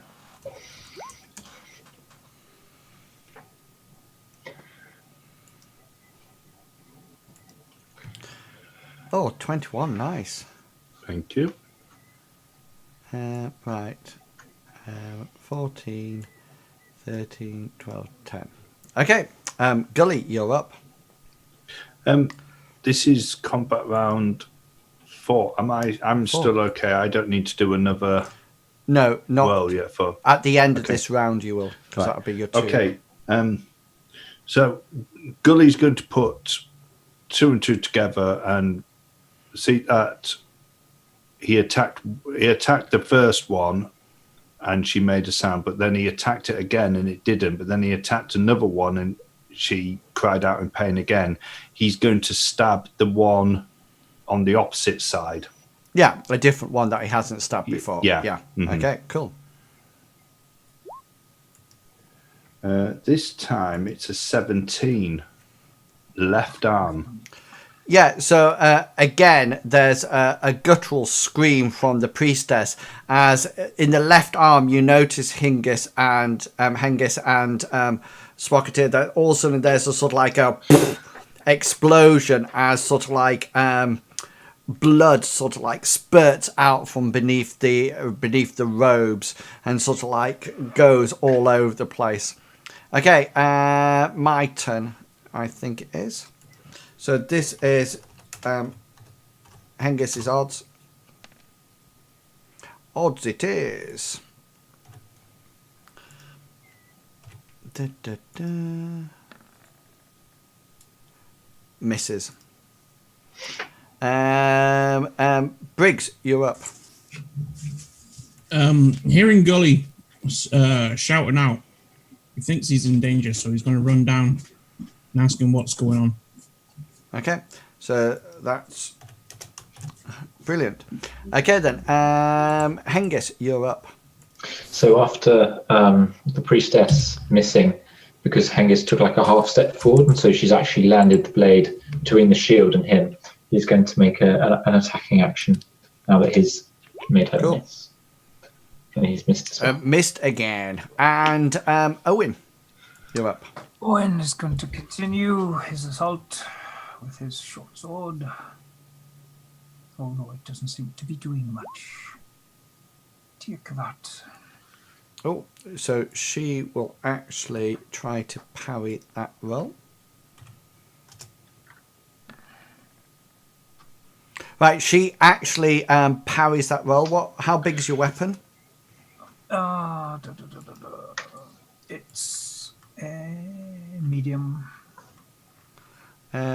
Medium, and she has defending weapon is small. She's medium, so I take half damage. So because it's just a small weapon, it's half damage. Okay. Yep. That'll be 2 then. Do you want to give me a location? Sorry. Remember, you can roll it again because it's impale. Yeah. Location 1. Oops, Ooh. no. I hit a hash key there after the... Oh, excuse me. What may have affected... Oh, yes, it might. Just roll it again. 9. 9. Again in the abdomen. And again, you sort of like... do you want to roll your... Are you happy with 4? 3. No, 4. Okay, so again, you do the typical gladius thrust. And again, no, nothing seems to happen from your blow. It just sort of like seals up afterwards. Right, we are on to combat turn 2. And Gully, you're up. Seeing Briggs coming into the room, Yeah. Gully's going to say, "Attack them! It hurts her." Okay. And he's going to go to the next one and whack his knife into it. Yeah, cool. Hit location.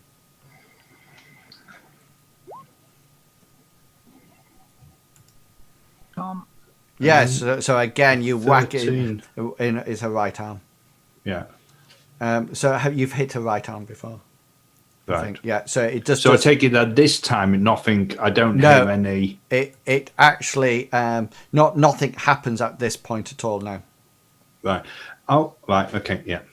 And I suppose with them being sort of like wrapped up in linen, it's going to be very hard for me to determine where I will be hitting them anyway. Well, you can actually choose a location if you wish.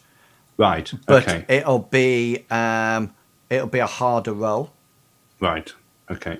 But at the moment, I'm not doing a roll. Yeah, but I would ask you to. Right. Okay. Yeah. Okay. Yeah, Right. okay. I'm with you. So that's Gully. So priestess's roll. So again.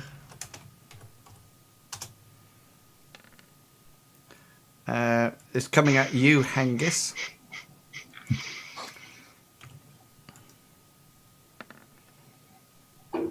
Misses you. I'll never criticise the roll 20 random number.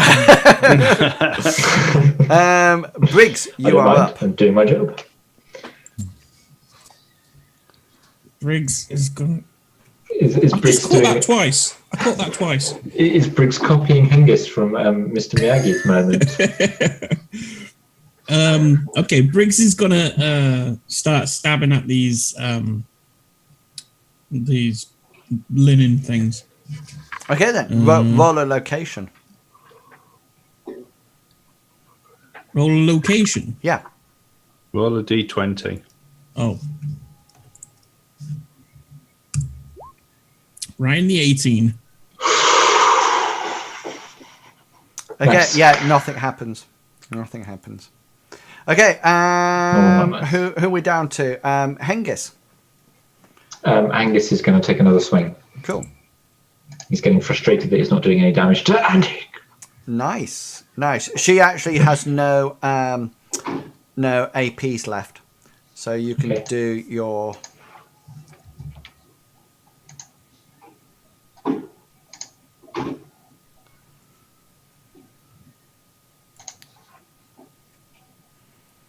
Yeah, do some damage. Yeah, and again, you sort of like swipe it through, and you feel that it should have actually cut her arm completely off, but it just seals up after it, as if nothing. It's almost as if she's immortal. Owen. Again with the short sword. Cool. What we need is one of those magic swords from stories that burst into flames and burn. Which is not one of those. And it's not one of those. No. Okay. So that is combat round 2 over. So we're now on to 3. And Gully, you still have an action left.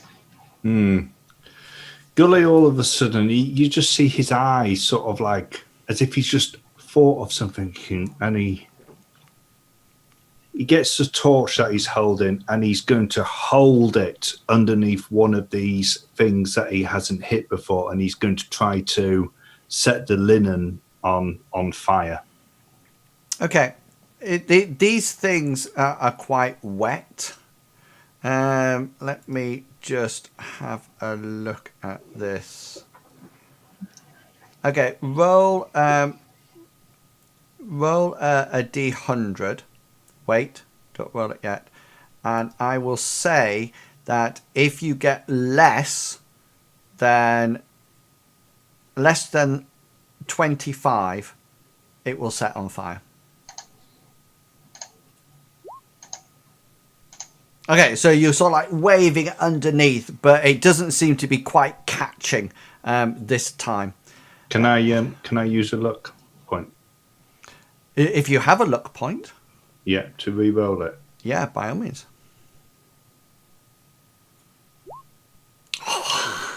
Two.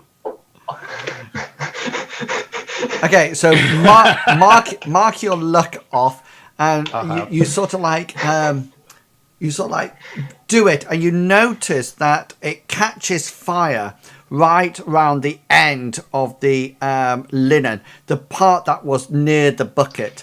And you notice that all of a sudden there's a huge scream from the corridor as you notice the priest's head suddenly start to burn, and sort of like it slowly sort of like melts as she screams, and she almost like holds her head and sort of like runs around screaming and sort of like trying desperately to put the fire out. But at the last moment, she just sort of like turns and looks at you both, and you just see her head just go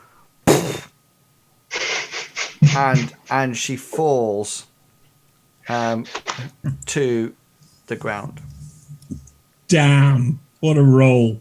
Best This luck is just roll going to be ever. about bloody time. What the hell was that? Damn mumbo jumbo, that's what that was. It's not. Briggs is still going to be stabbing at these things, thinking that he's doing damage. Yeah. Sorry. Hengist and Owen, can you just make a perception roll for me, please?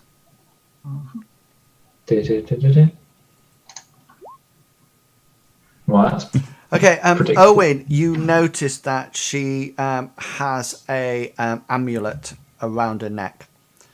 That did before it blew up. That has because you can see it now because it's just sort of like where her neck was. It's just sort of like over to one side, and it's a shape of a sun with stylized rays coming out of it. I'll use my sword to hook it out of the corpse if I can. Yeah. Pick it up on the sword and say, "Well, what have we got here?"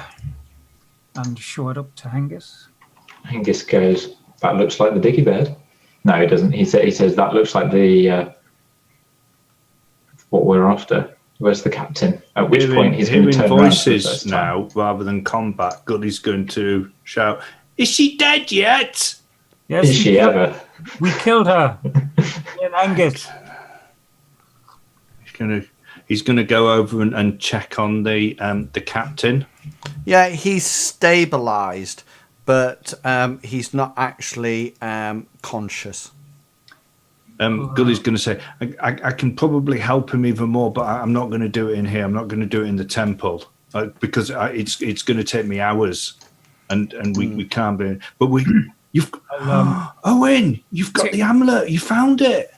I'll take the amulet off the sword and we'll try and put it around the captain's head, around his neck. It won't turn him into her, will it? Yeah, you can quite easily sort of like put it over his head. It doesn't seem to have any effect on him at the moment, but that's probably he is sort of like being stabilized for his gut wound at the moment. But you have no idea what effect it might have as you pass back through the forest, the jungle, or whether or not you stay in here to rest out. I say that we take him outside because I don't want to do it here, but we're going to need to rest anyway because Briggs is also really tired. You can tell. Look, and I'm tired as well. And then I can try to heal him a bit more. Okay then. So whereabouts would you like to rest? Hengist is going to suggest the antechamber that we stayed in the last time. No, I don't want to rest in here. We don't need to be in here anymore. We've got the amulet. What about the painted men? If we go outside, we can be attacked from all sides. By the painted men. If we room in here, we can be defending one entrance. So is it the elephant room? Yeah. Okay. Cool. Yeah, if we could.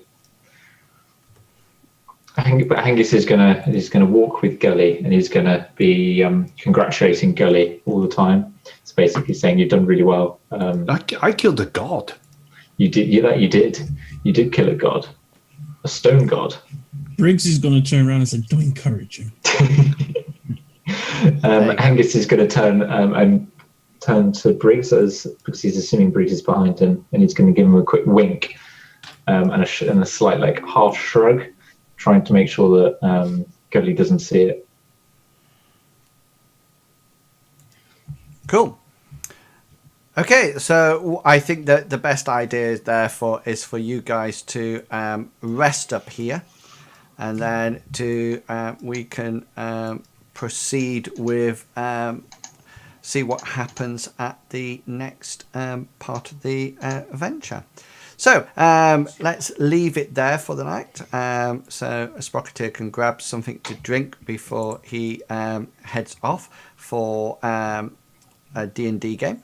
So I'll just let you have the normal opportunity to quickly nip round to say where people can find you and where people can find you. So off you go. I am Chugwuga. I've been playing Gully Godslayer. And you can find me here every alternate Monday where we play Mithras or RuneQuest, which is this one. You can also find me on Tuesdays where I play FaZe the Hacker in the Shadowrun pen and paper RPG that we do. And apart from that, you normally find me in Inwells's channel where I act as a moderator. Excellent. And who's next? Who's as BigBste? Okay, I am BigBste, and you can find me in my channel and streaming odd sods and bods. Or you can find me here in this channel, alternate Mondays playing RuneQuest / Mithras, Tuesdays playing Shadowrun, and Saturdays playing D&D. You can also find me in my channel, as I said, in the down there underneath with all my social medias and stuff. Or you can find me in other people's channels and lurking in Wills's channel every time he streams. Excellent. And Sprocketteer. Hi, I'm Sprocketteer. Sprocketteer on Twitter. I'm here on Saturdays and alternate Mondays. Saturdays for D&D, as BigBste said, and alternate Mondays for Mithras. I also play a very prone to dying druid in Curse of Strahd on Sundays, and in about an hour's time we'll be doing first edition AD&D on Skageth's channel. Yeah, and I've just given a shout out for that so people can go along and see that. Brilliant. We're going to be doing a basic D&D soon as well. Wow. Should be the screen. Elves, dwarves, magic users, and fairies, and fighters. Clerics were a thing, wasn't there? Yeah, excellent. And finally, Longhshanksepg. Hi guys, I'm Longhshanksepg. You can generally find me every other Monday playing Mithras with this lovely lot. And every Tuesday we're playing Shadowrun, where I play a character called Hector, who is he's an elf. And he's a gunslinger / the face of the group, who does all the chatting and the talking. You can then generally find me on Saturdays playing D&D in this channel again, with the amazing DM that In Wills is, playing Dungeons and Dragons, where I play a human druid. Excellent. So that's it, guys. Remember, if you'd like to catch up with any of the adventures here on this channel, then you can always go along to the website inwills.co.uk. This adventure will be up pretty soon, and it's been looked at by loads of people on the Mithras and RuneQuest community, and they're really enjoying it. So we'll hopefully be able to have some feedback about how it's going, etc. I get lots of feedback about GMing the game, so if anything comes back to you guys, then I will most definitely pass it on to you. So I will be back tomorrow night at 7 o'clock for Shadowrun, and then later on in the week for Elder Scrolls Online and Final Fantasy, and like the people have said, Dungeons and Dragons on Saturday. So guys, it only remains for me to say have fun, and I will catch you all later. And until then, consider yourself well and truly waffled. Have fun, guys. Bye. Goodbye.